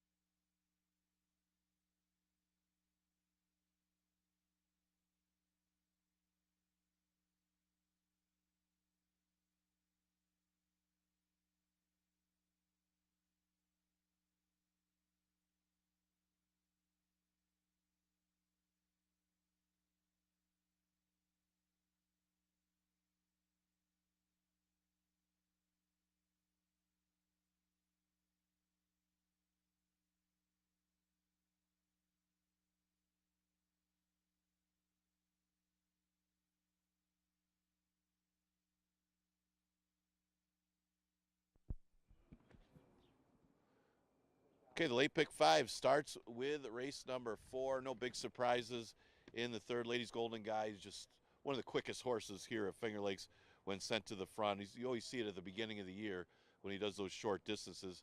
He just shoots out there. Nobody's as fast. Maybe his stablemate, Jack and Bernie's, as fast.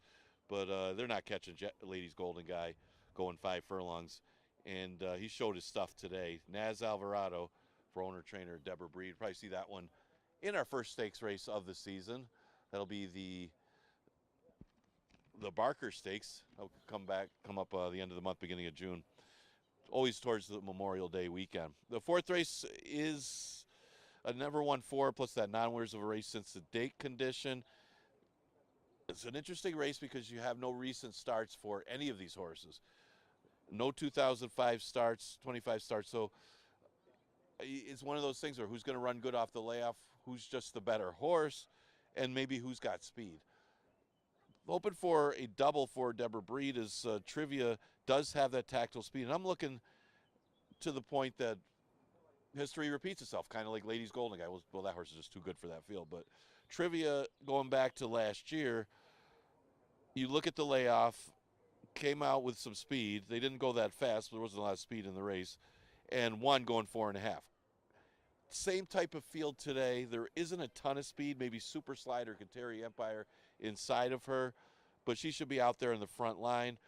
She's good at the distance. In both of her starts, she's got a first and a second, and just a matter of being ready off the layoff. Going to lean towards her on top. Kateri Empire, she's at age 10 now, but she does step up on and off track, and that could be the key here for this old timer. She runs decently fresh in the past, and she does have a little bit of sprint speed to be up close with Super Slide and Trivia, that she could be a factor. So she's a good price horse in here, and she's at odds of 10-1. We Don't Believer's got the back class and the off-track past. I mean, this is a horse that's won half of her races on and off track. Kind of tailed off a little bit, but then won for 4,000 down at Mountaineer, a little bit easier spot for her. So she's still capable, and maybe her back class could come through and get a win here. Plus, her liking for an off-track certainly doesn't hurt. But she's been off since that last race in August when she ran down against Easier at Mountaineer. The favorite on the board right now is the 6, True Destiny. Distance seems a little short for her as she comes off the layoff as well. She's tried the distance a couple times, didn't hit the board. She has sprinted before, but not much for early speed for True Destiny. But she has a win on an off track, and this is just one of those fields where you really can't eliminate anybody out of this one. There would be no surprise, but this one taking all the early money right now at 2-1. Of course, now Trivia just went to be the favorite. Exacta tries Super Daily Double, and that late pick 5 starts with this race.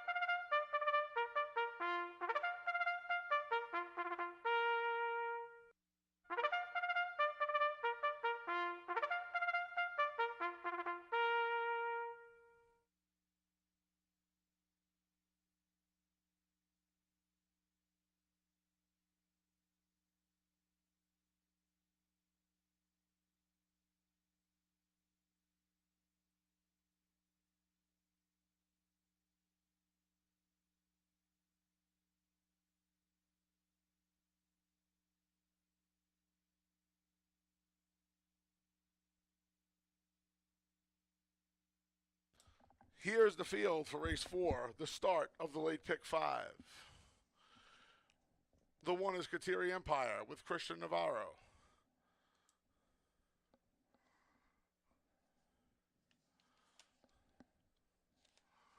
The 2 is Super Slide with Rafael Rohina Jr.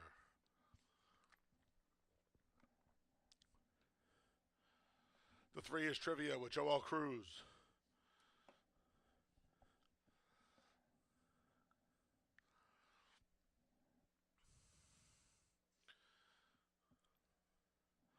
The 4 is We Don't Believe Her with Andre Worry.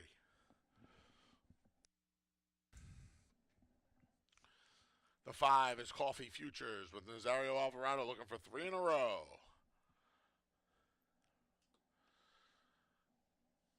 And the 6 is True Destiny with Cabracoa.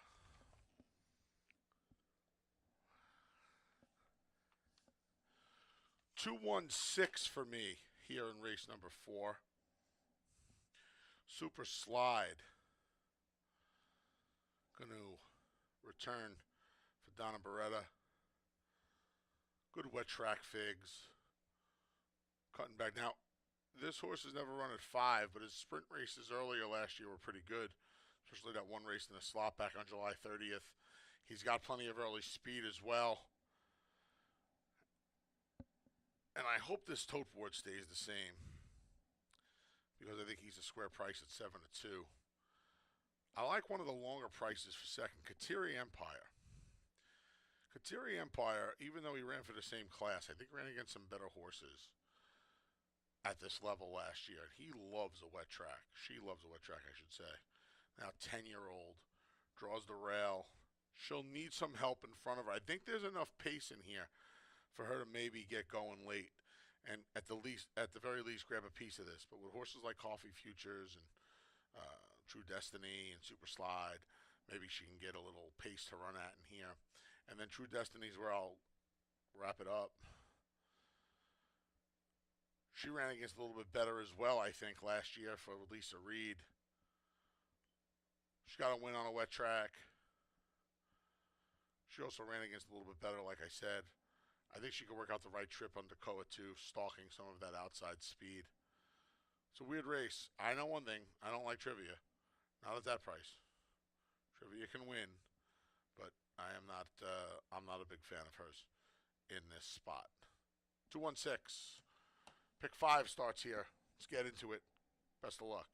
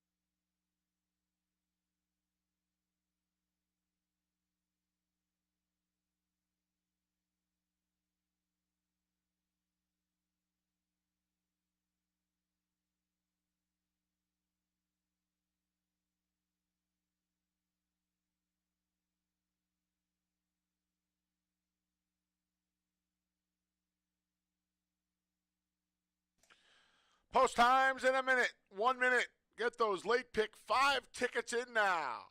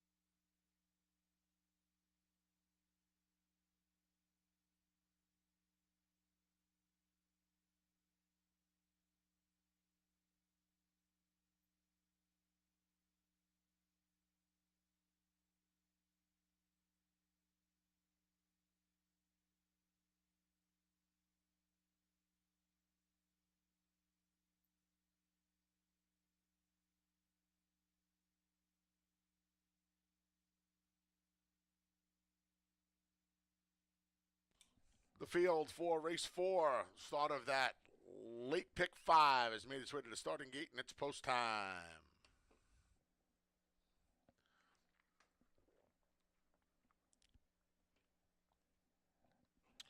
Kateri Empire goes in first.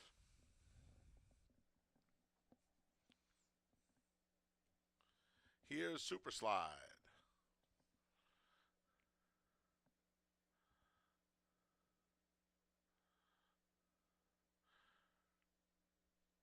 The favorite Trivia goes in.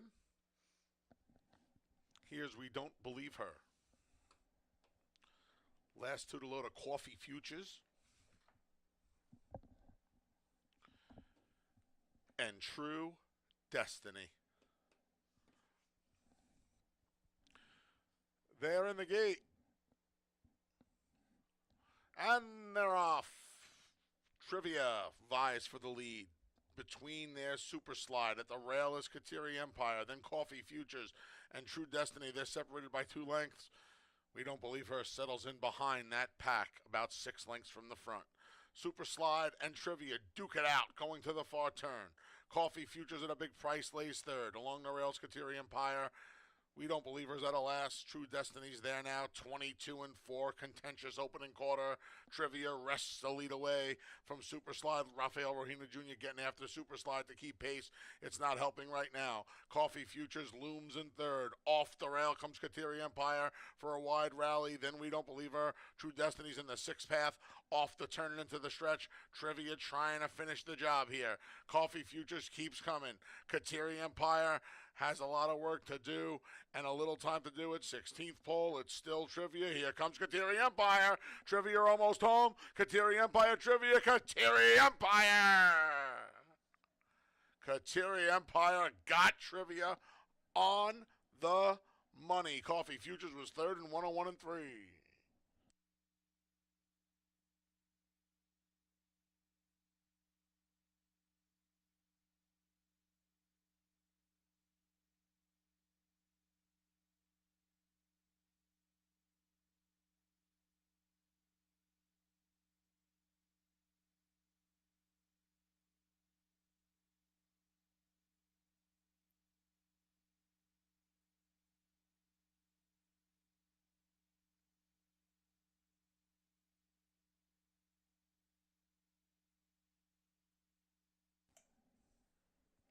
Photo finish.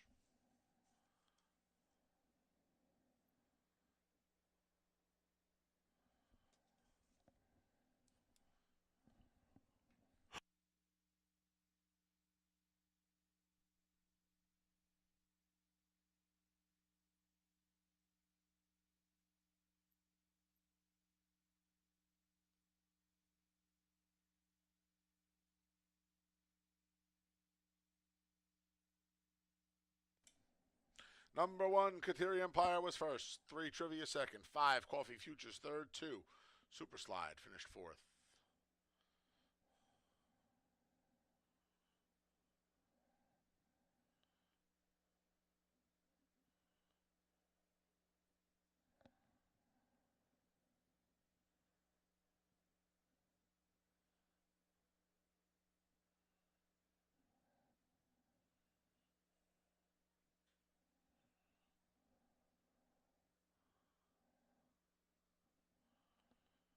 Returning to the winner's circle is number 1, Kateri Empire. She's a 10-year-old daughter of Soaring Empire out of the Golden Missile mare Motley Bird. A New York bred, Kateri Empire is owned and trained by Joseph Cabrera, winning rider Christian Navarro.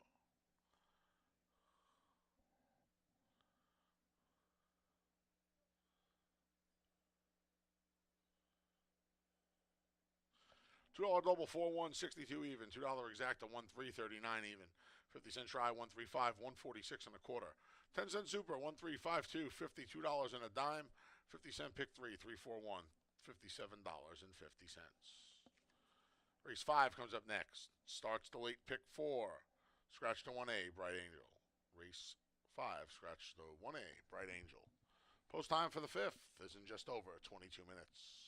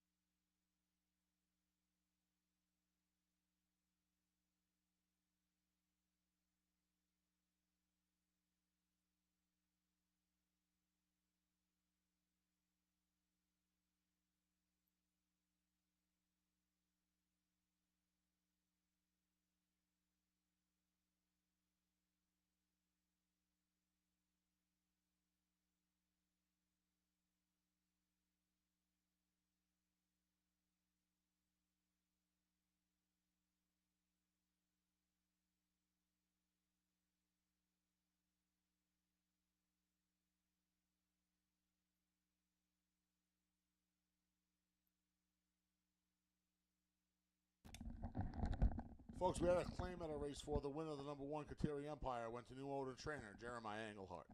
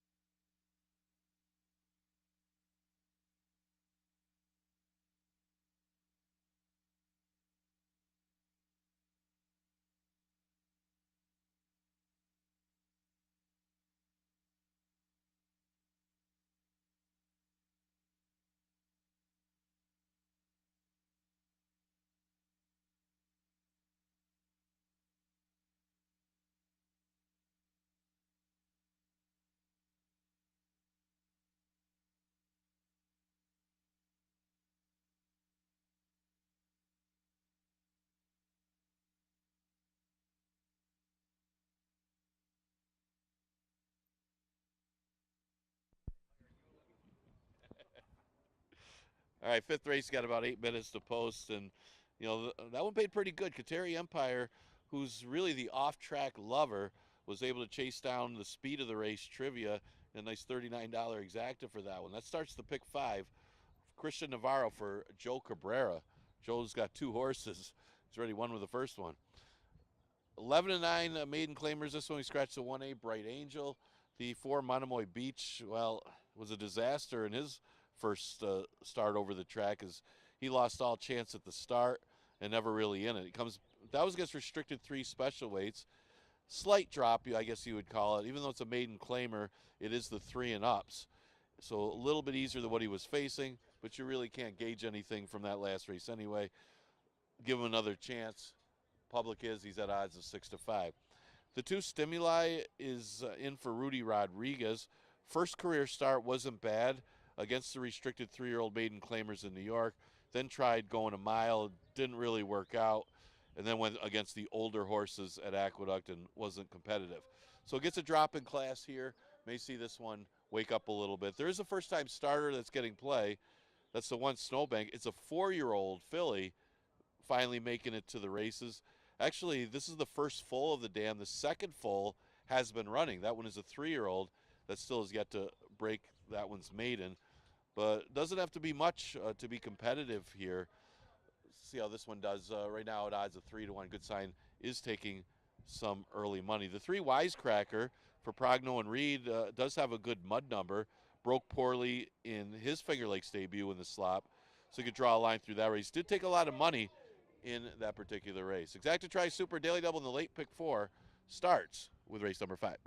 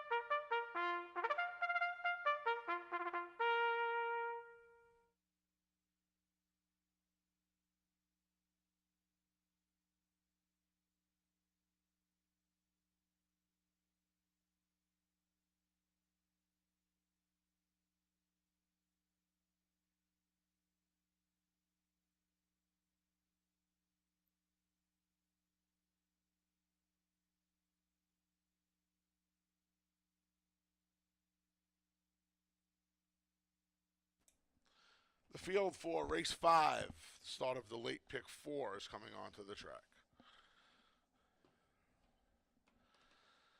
The 2 is Stimuli. Romero Mirage is in the saddle.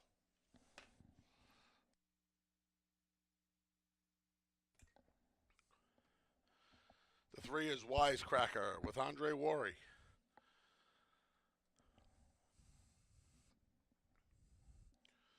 The 5 is Dream Along With Me with Carlos Camilo. The 6 is Waiting for AI with Sofia Vives.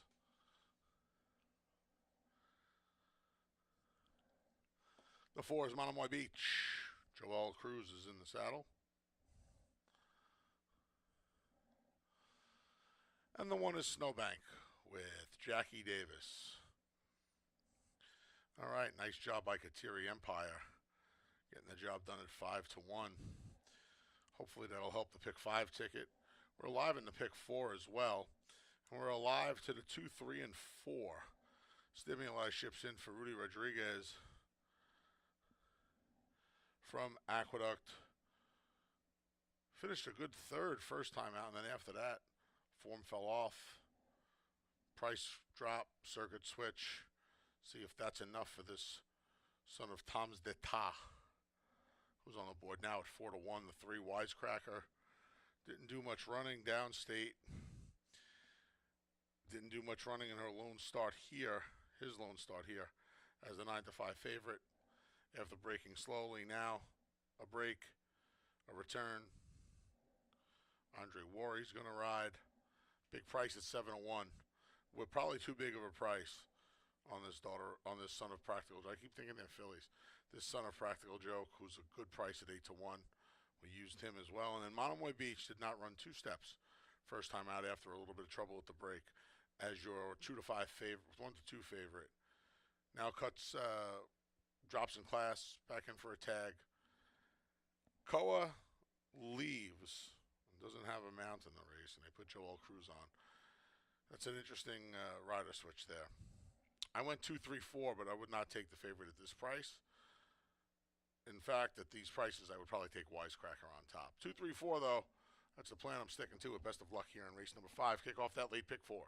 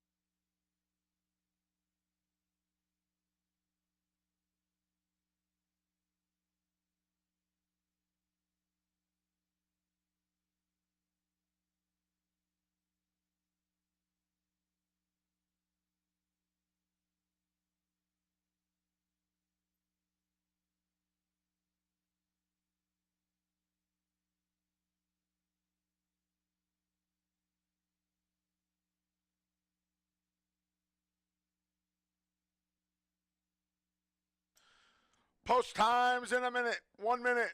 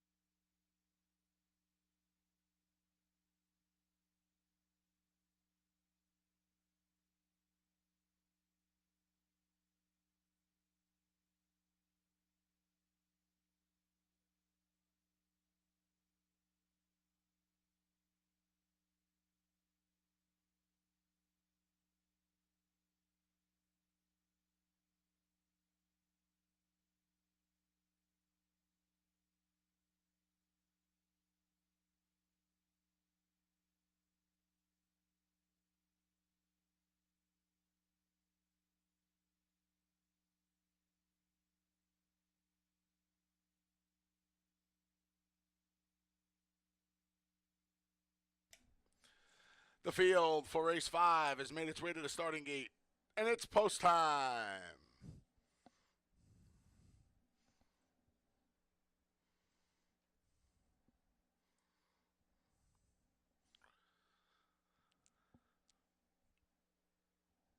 Six maidens going 4.5 furlongs, one making their debut. It's the first to load, the number 1 Snowbank. Take a lot of money here at 5 to 1. Jackie Davis riding for her brother Edmund.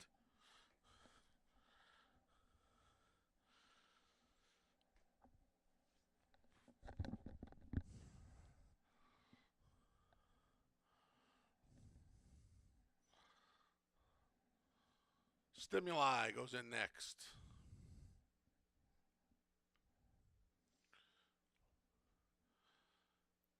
Here's Wisecracker. Your favorite Monomoy Beach goes in. Last two to load are the two biggest prices in the field. Dream Along With Me and Waiting for AI.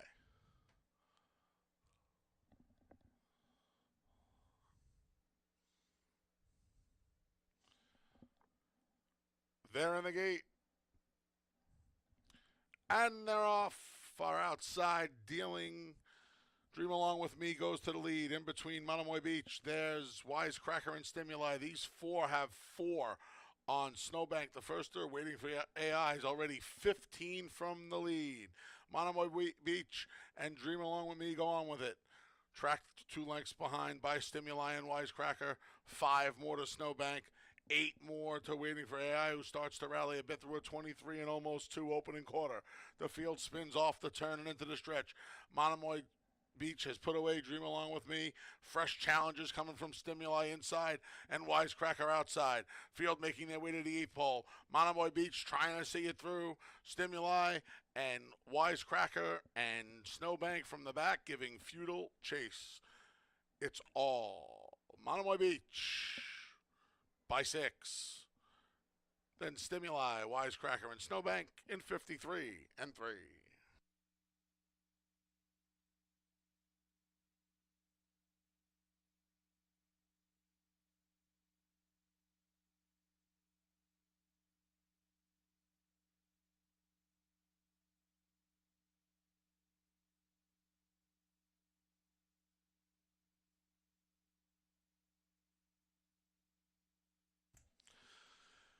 Number 4, Monomoy Beach first, 2, Stimuli second, 3, Wisecracker third, 1, Snowbank finished 4th.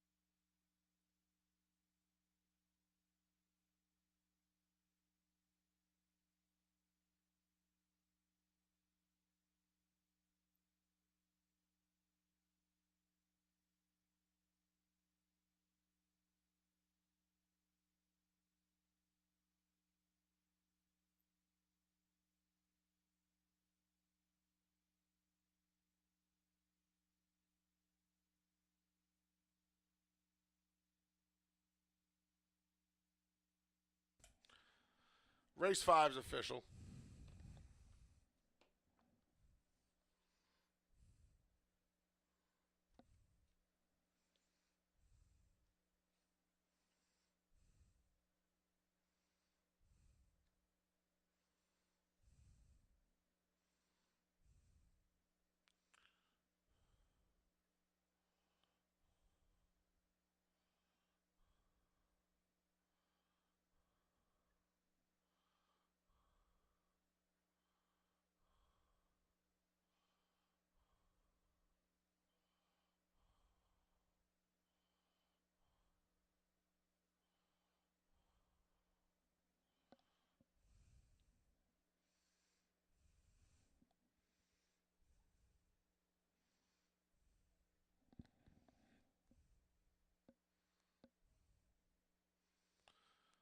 Making his way into the winner's circle for the first time is the 4 Monomoy Beach.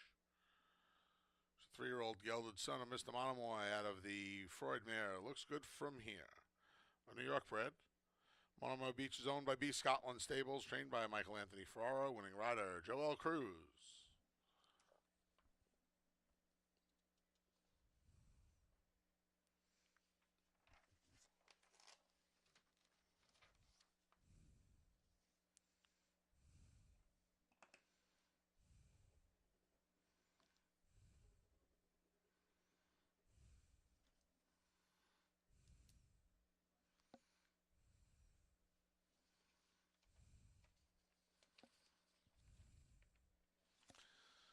$2 double 1-4, $39.80. $2 exacta, 4-2, $7.90. 50-cent try, 4-2-3, $2.85. Dime super, 4-2-3-1, $1.20. 50-cent pick 3, 4-1-4, $37.87. And the 50-cent pick 5 returned $544.25.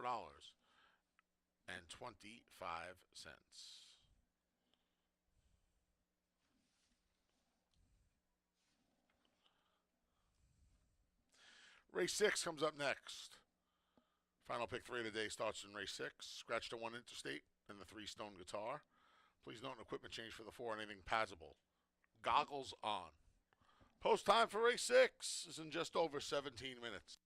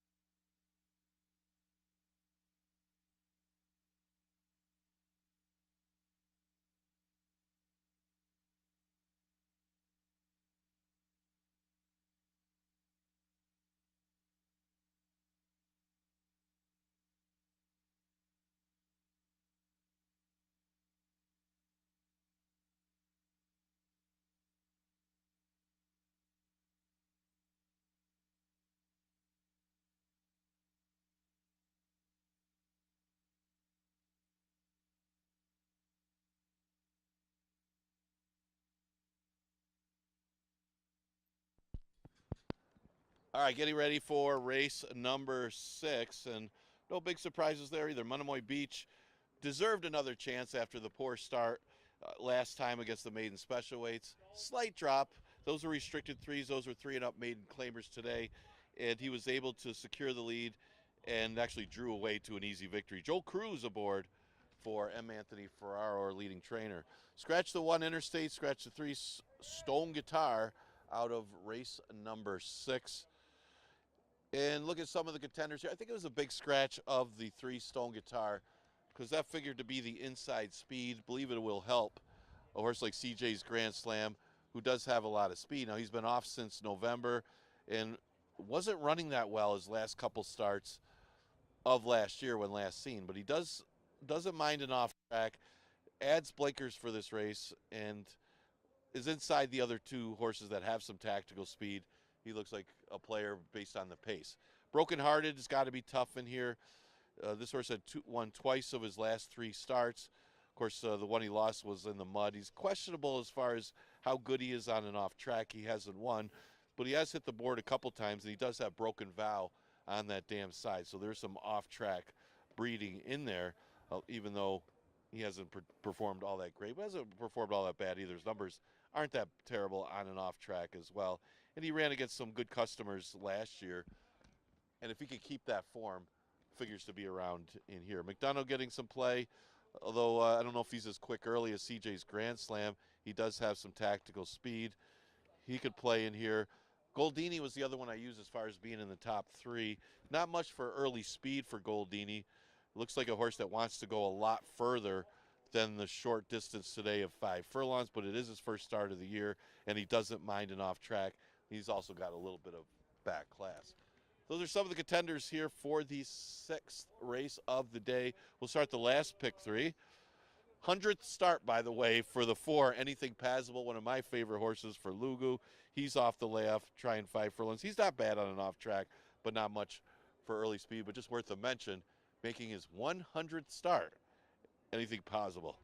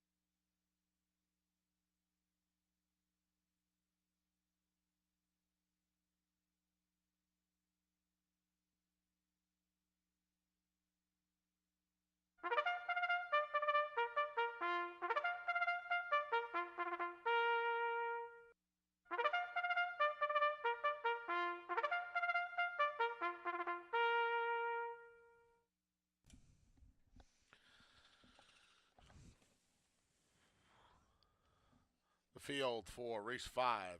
Race 6 is coming on the track. 5 minutes to post. Scratch the 1 Interstate. The 2 is McDonough with Michael Davila Jr. Scratch the 3 Stone Guitar.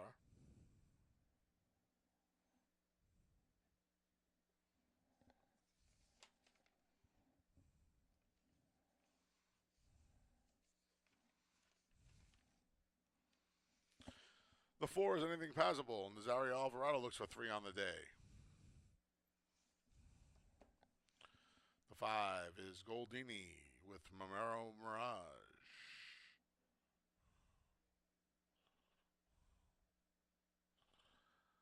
The 6 is CJ's Grand Slam. Christian Navarro looks for a riding double.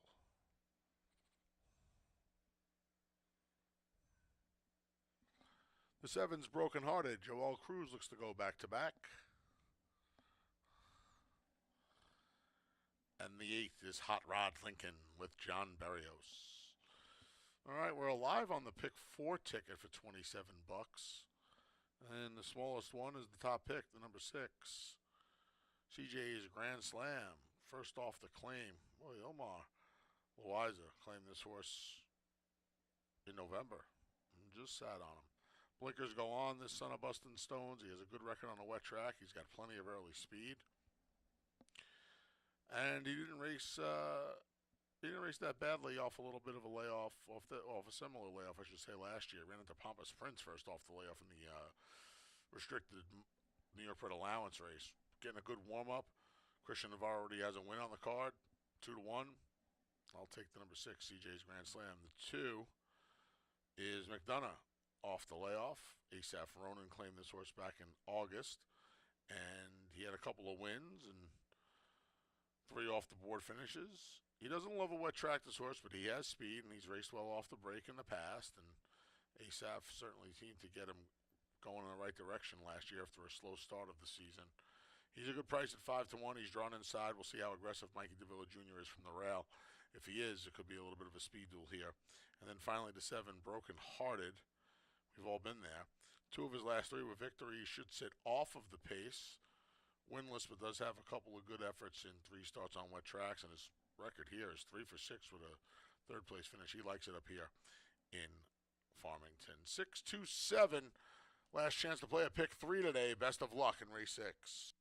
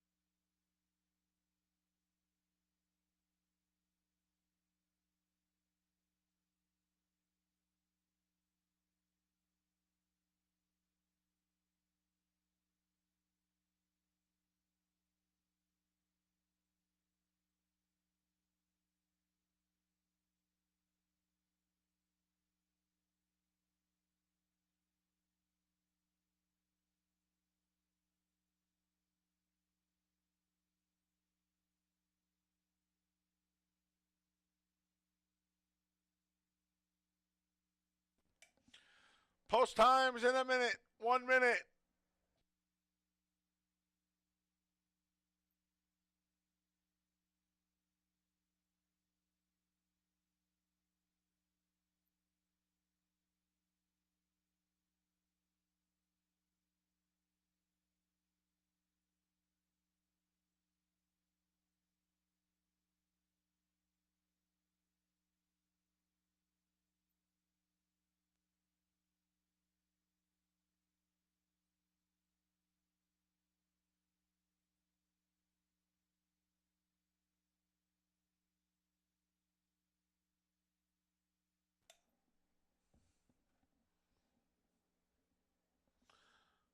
The field for race 6 has made its way to the starting gate, and it's post time. Hot Rod Lincoln's going to load first to the outside stall 6.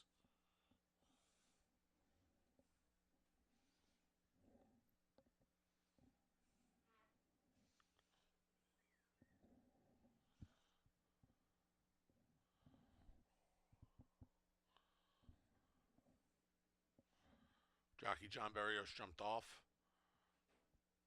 Our fantastic gate crew here at Finger Lakes going to load Hot Rod Lincoln first and without his rider.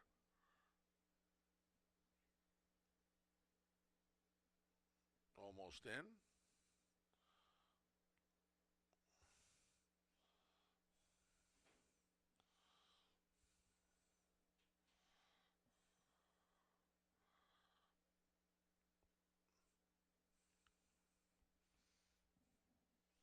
I don't know about 100 men versus one gorilla, but I do know that it was 4 men beating one horse and getting him into the starting gate. There's McDonough to the inside stall.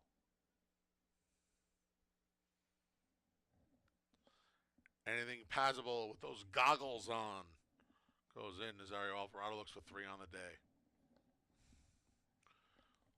Goldini is next.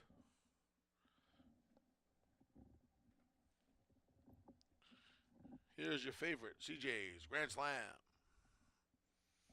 And the last one to load will be Broken Hearted.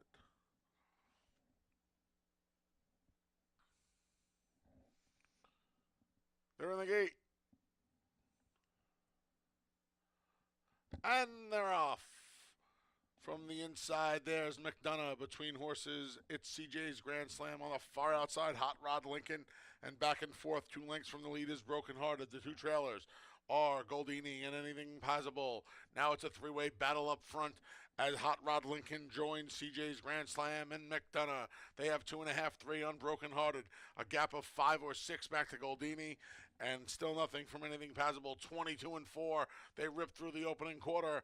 CJ's Grand Slam won the battle. Let's see how he does in the war. McDonough gives way along the inside. Hot Rod Lincoln dropping back on the outside. Here comes Broken Hearted with a rally. Far back to the other 2. Off the turn and into the stretch. CJ's Grand Slam trying to see it through. Broken Hearted between. McDonough's at the rail. CJ's Grand Slam past the 8th pole of length. McDonough, here's Broken Hearted to the outside. CJ's Grand Slam. What's become of the Broken Hearted?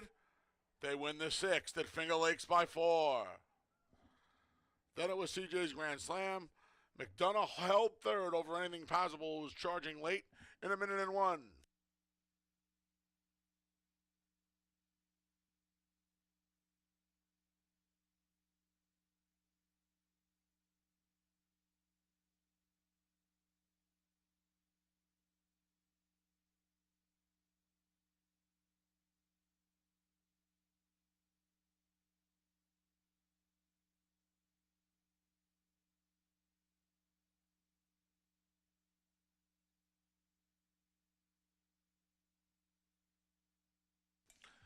Number 7, Broken Hearted first. 6, CJ's Grand Slam second. 2, McDonough third. 4, Anything Passable was fourth.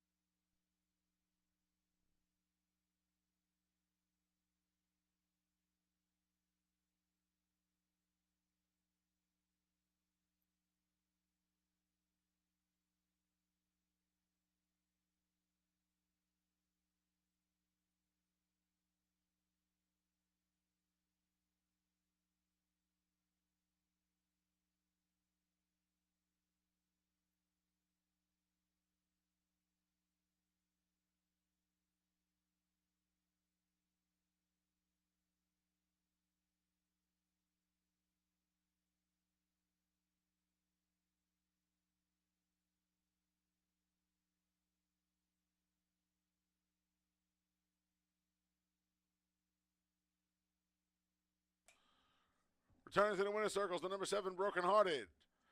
6-year-old gelding's the son of Runaway and Hyde out of the Broken Val mare, Heartbroken Hill. Broken Hearted is owned by Edwin Schatzel, trained by Timothy Murphy. 2 on the day for winning rider Joel Cruz. It's a natural double for Joel Cruz, and it's official. That Joel Cruz double, $2, 4-7, 12.60. $2 exact to 7-6, 19.20. 50-cent try, 7-6-2, $11.75. 10-cent super, 7-6-2-4, $6.85. And the pick 4 returned $212. We gave that out here on a $27 ticket. Race number 7 comes up next. It kicks off the late double. No changes in the 7th. And in race 8, you can scratch the 5, Fighter Kite. Post time for race 7 is in just over 20 minutes.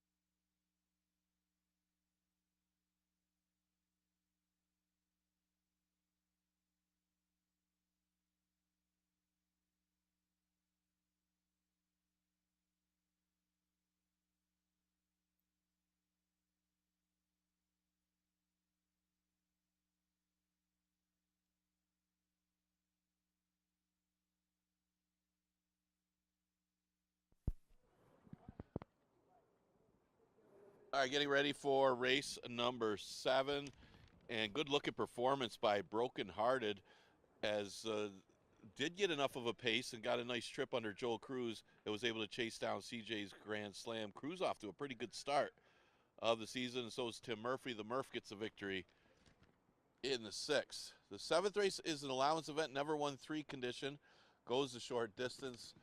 One of the toughest races on the card. It's been a pretty formful card for the most part, but these last couple races are pretty competitive. It's a good allowance race. You got a few speeds in here, even though it's a short distance. Stars and Stones got some speed. Coin Jar is very quick. And Storm and Sammy got to the front on an easier field last time with some tactical speed. Real tricky. I mean, you do have a sharp horse in Storm and Sammy.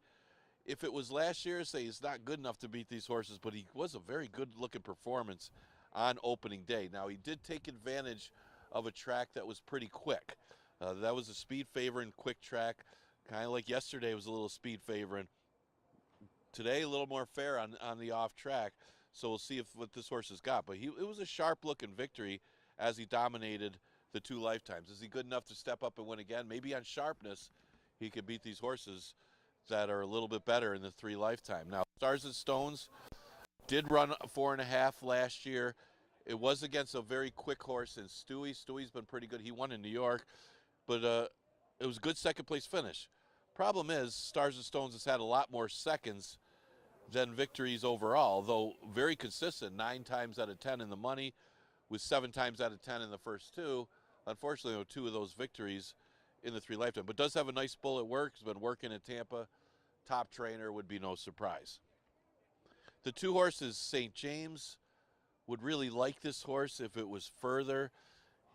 He's been running against some good 3 lifetime 25,000s. Those are open 25,000 3 lifetimes, not restricted for New York breds. And this horse is putting up some good numbers, but he's an off-the-pace type going further. Is he good enough and sharp enough to close on these horses? They'd have to back up to him, but he's certainly good enough. If this was 6 furlongs, would like this one a lot. Tough to gauge 4.5 if he's able to get there against these horses. There is enough speed types to run at. Just question is there enough distance? That's just a few of the contenders in a wide open, good allowance event, race 7. Exacta Tri Super and Daily Double is offered here.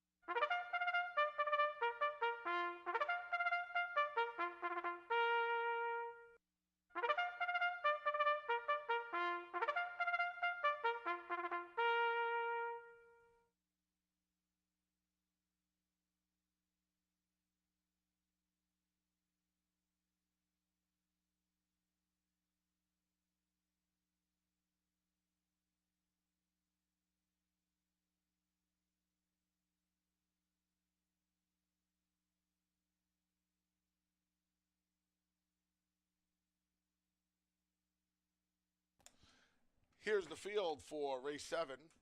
The 1 is Stars and Stones with Cabracoa.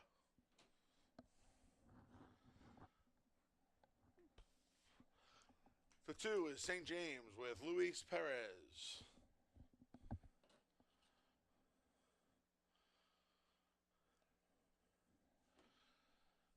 The 5 is Storm and Sammy with Joel Cruz.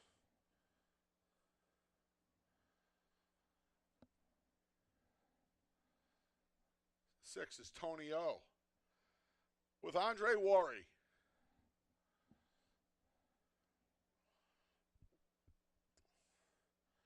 The 4 is Autumn Glory with Sophia Vives.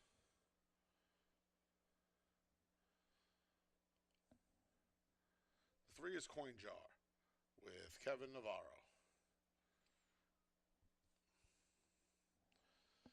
All right, I went to Stars and Stones, speed from the inside, 3 wet track races, 3 second place finishes. I feel like his 2 best races, though, came on wet tracks, even though he didn't win. He's hit the board in all but one of his starts. 2-1 right now. He'll be the favorite by post time. I like him from the rail. The 4, Autumn Glory, ships up from Aqueduct for Bruce Brown. Sofia Vives does the riding. Horses run just 3 times on the main track. She ran well in all 3 of those races. She faced exponentially tougher down at Aqueduct. He's running her against Colson Geldings here. Now, it's not always the sharpest thing to do, but I really think she can compete here. I'll tell you another thing, too. I like the hard spuns in the mud. And she gets a racetrack here that I think she's going to like. She's on the board at 9-2, and then finally the 3, Coin Jar. He's a little quirky, but he's fast, too. When he runs, when he shows up, he shows up. He's got a couple of wet track races that aren't as good as his dry track races, but Jonathan Buckley can have him ready to roll fresh. You see his record so far at the meets, pretty good. He's way too big a price. As the longest shot on the board, wow, at 8-1. I would take a couple of exactas here, 1-3, 1-4, and then maybe make a small 3-horse box if Stars and Stones get hooks in a speed duel. Just doesn't fire off the layoff. Best of luck here in race 7 as we kick off the late double.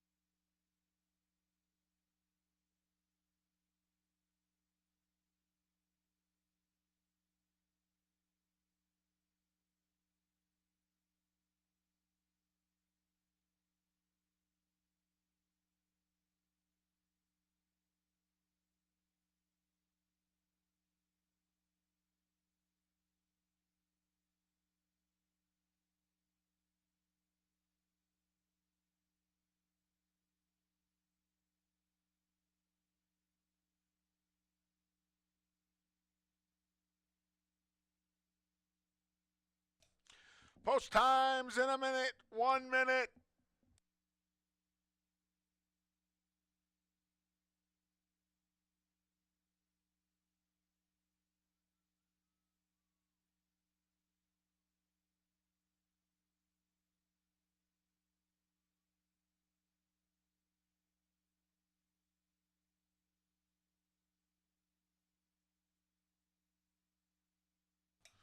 Field for race sevens made its way to the starting gate. And it's post time.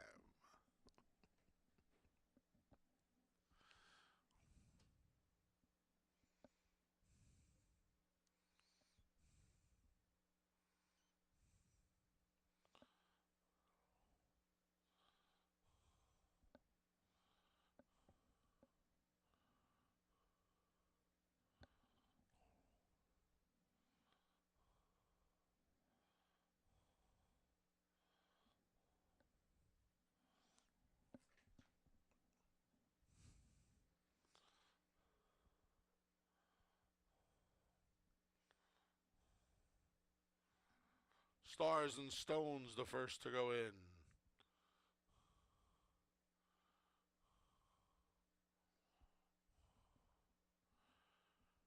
Here's St. James.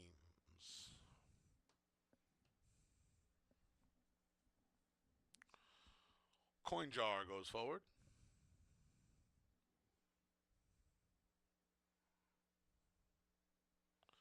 Here's Autumn Glory.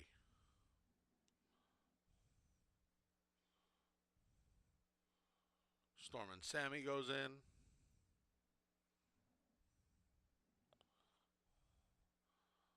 The last to load is going to be Tony O.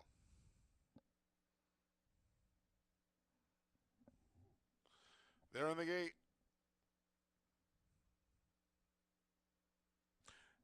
And they're off. Coin jar in between Stars and Stones and Storm and Sammy. These three already have 3.5 lengths on Tony O's hustle from the outside. Autumn Glory splits that one, and St. James was at the back already 11 lengths from the lead. Coin jar and Storm and Sammy speed away from Stars and Stones, who's 2 lengths behind. A gap of 7 to Tony O. Autumn Glory and St. James 22 and 3. The opening quarter as the field goes past the quarter pole. Storm and Sammy just put his head in front of Coin jar. Stars and Stones in the offing as they come off the turn and into the stretch. Storm and Sammy. Stars and Stones with dead aim down the center. Coin jars at the rail to the 16th pole. Can Storm and Sammy hold off Stars and Stones? Storm and Sammy on his hands and knees. Here's Stars and Stones. Storm and Sammy, Stars and Stones. Wow, that got tight as a drum on the line. Stars and Stones outside of Storm and Sammy. Coin jar got the show dough in 53 flat.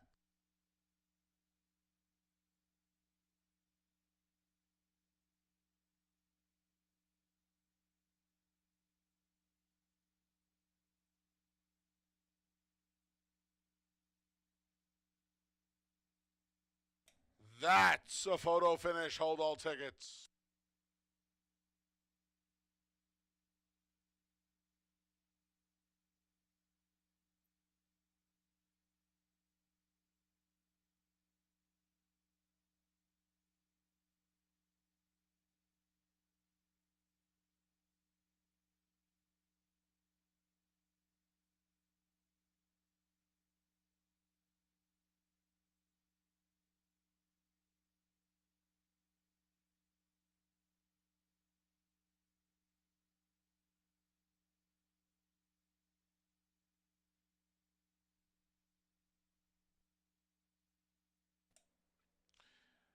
Number 5, Storm and Sammy was first.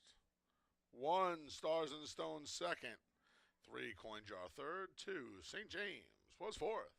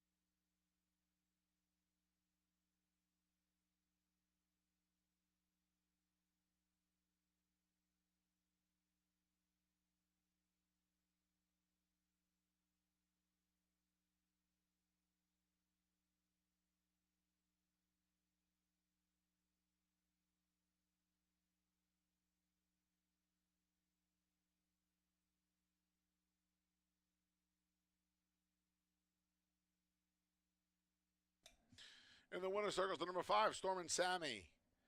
He's a 3-year-old gelding, son of Aronicus over the Alpha Mare Alpha Storm. Stormin' Sammy's owned by Frank Famura, trained by Rachel Sells, winning rider Joel Cruz.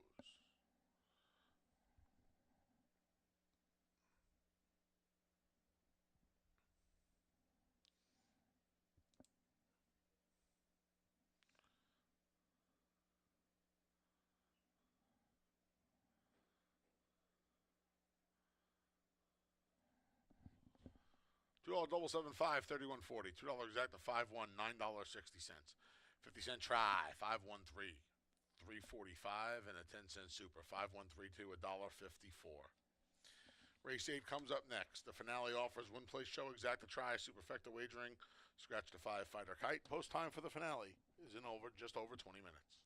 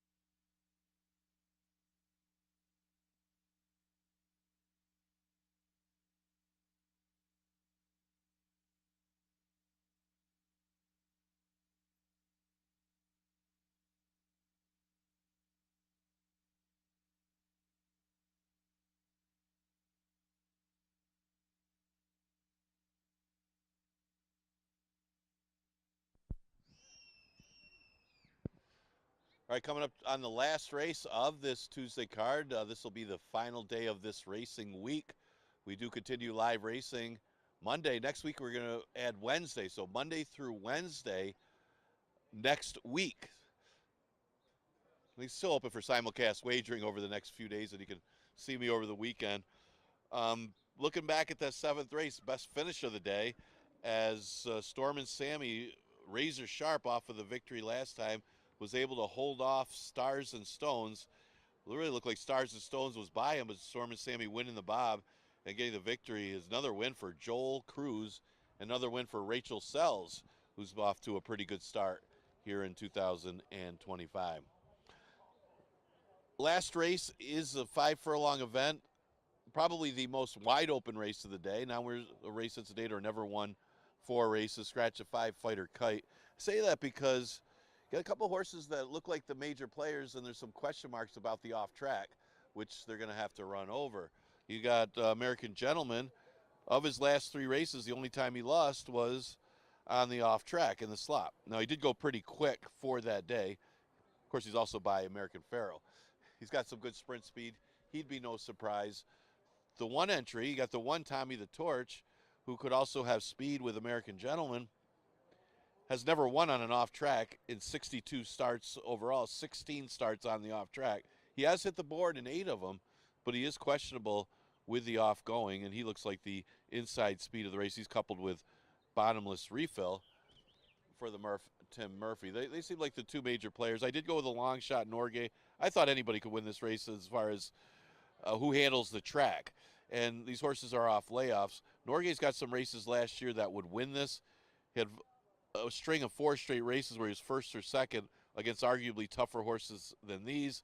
Finished off on a bad note, but comes back for 5,000 and could be a good long shot. Going to take a shot here because the rest of the card was pretty formful, pretty easy card, but this one might be the one to get a long shot. I with a 6-7-1-2. Exacta Try is super offered in race number 8.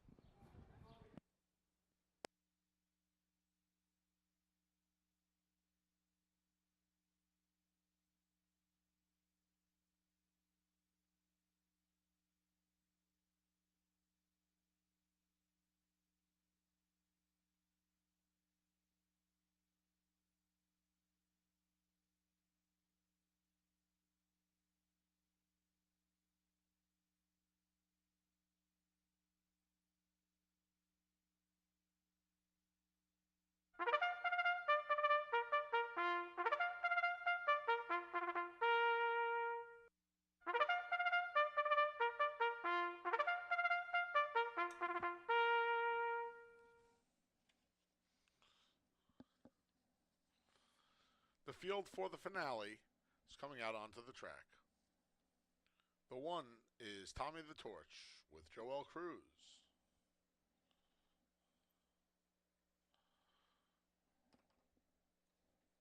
The 1A bottomless refill has Emmanuel De Diego.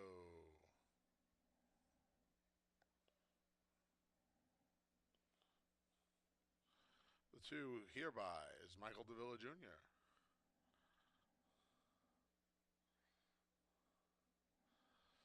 The 3 bench walk has Jackie Davis.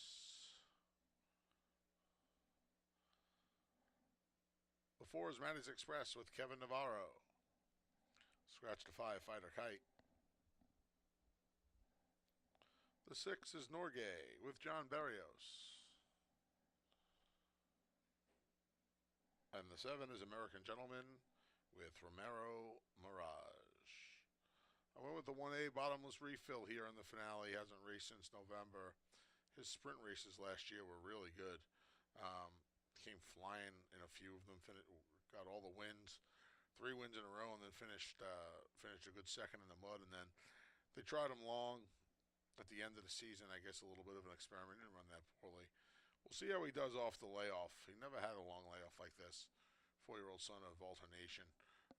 Square price on the board at 3-1. I'll take him. Bench walk to number 3 is a square price as well at 5-1.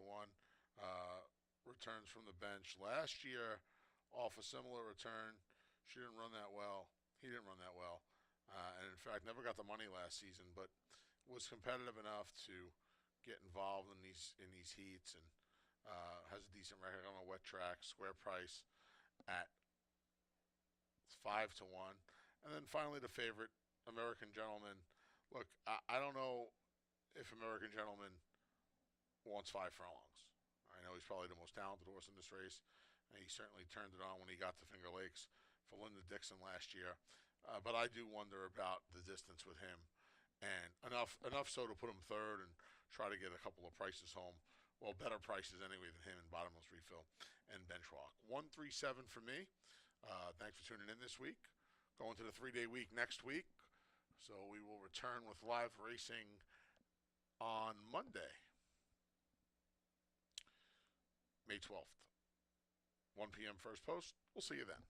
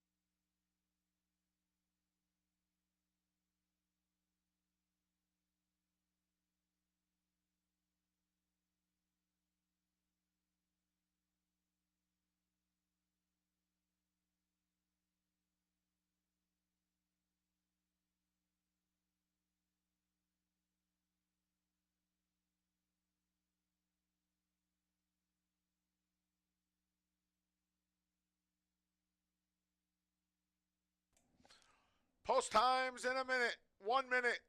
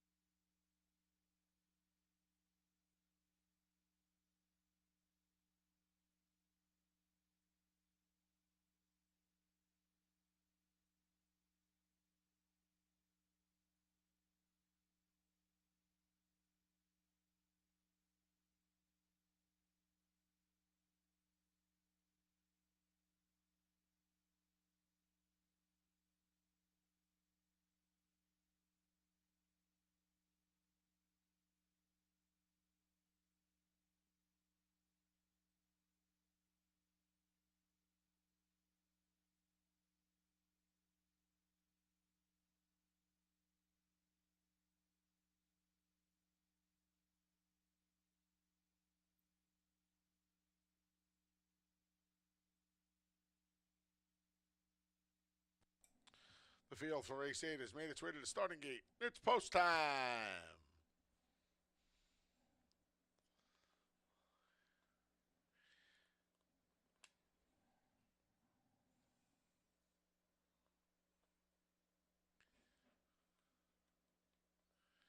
Hereby, the first to load.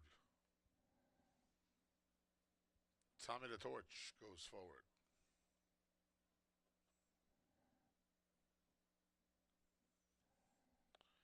Here's Bench Walk. Maddie's Express is next.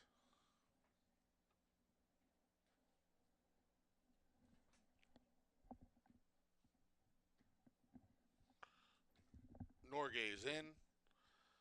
The last two are American Gentlemen and Bottomless Refill.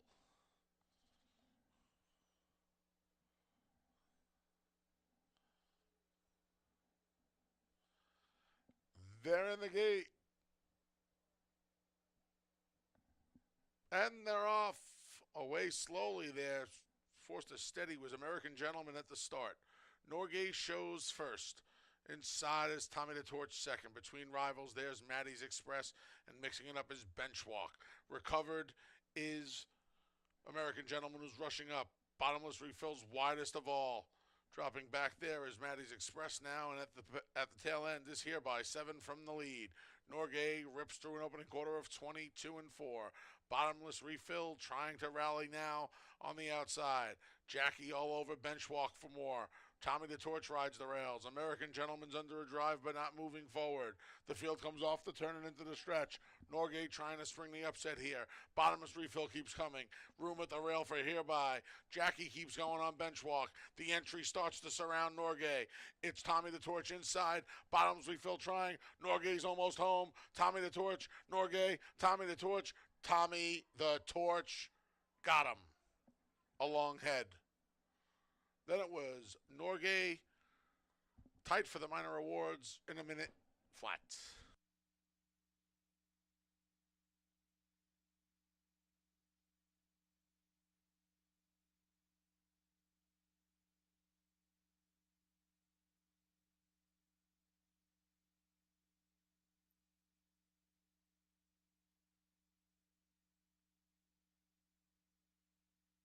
Photo finish, hold all tickets.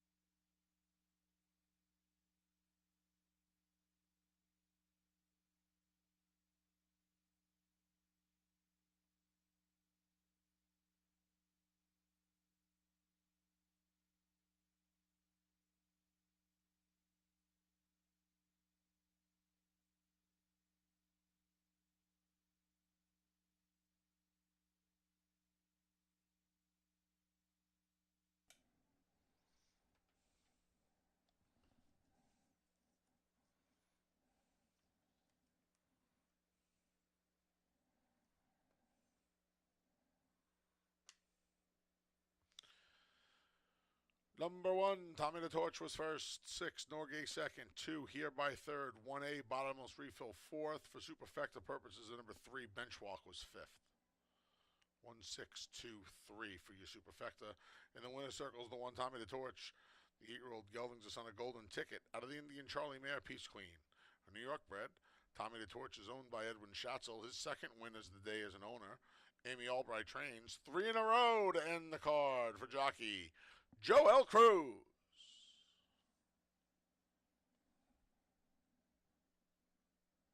And again, the superfecta numbers will be 1, 6, 2, 3.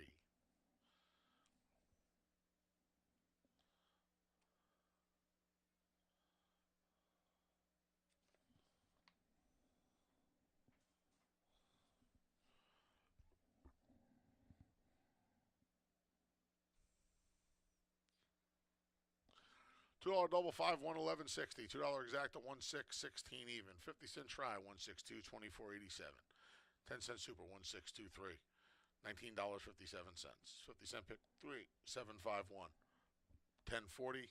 50-cent pick 4, 21.37. And the 50-cent pick 5, $217.25. That wraps up the live racing portion of the program. Simulcasting remains open until about 5:30. Casino remains open until 4 a.m. On behalf of the broadcast team, staff, and management here at Finger Lakes Gaming and Racetrack, I'm your track announcer, the Big A, Anthony Stabile. Thank you for joining us this week. Live racing resumes Monday as we go to our 3-day week with a first post of 1 p.m. And the program for Monday's card is up as we speak. Head over to fingerlakesgaming.com to download the PPs for this Monday's program. Again, we start the 3-day week this Monday, May 12th. We'll see you on Monday. Until then, please arrive home wherever you're going safely. Have a great night.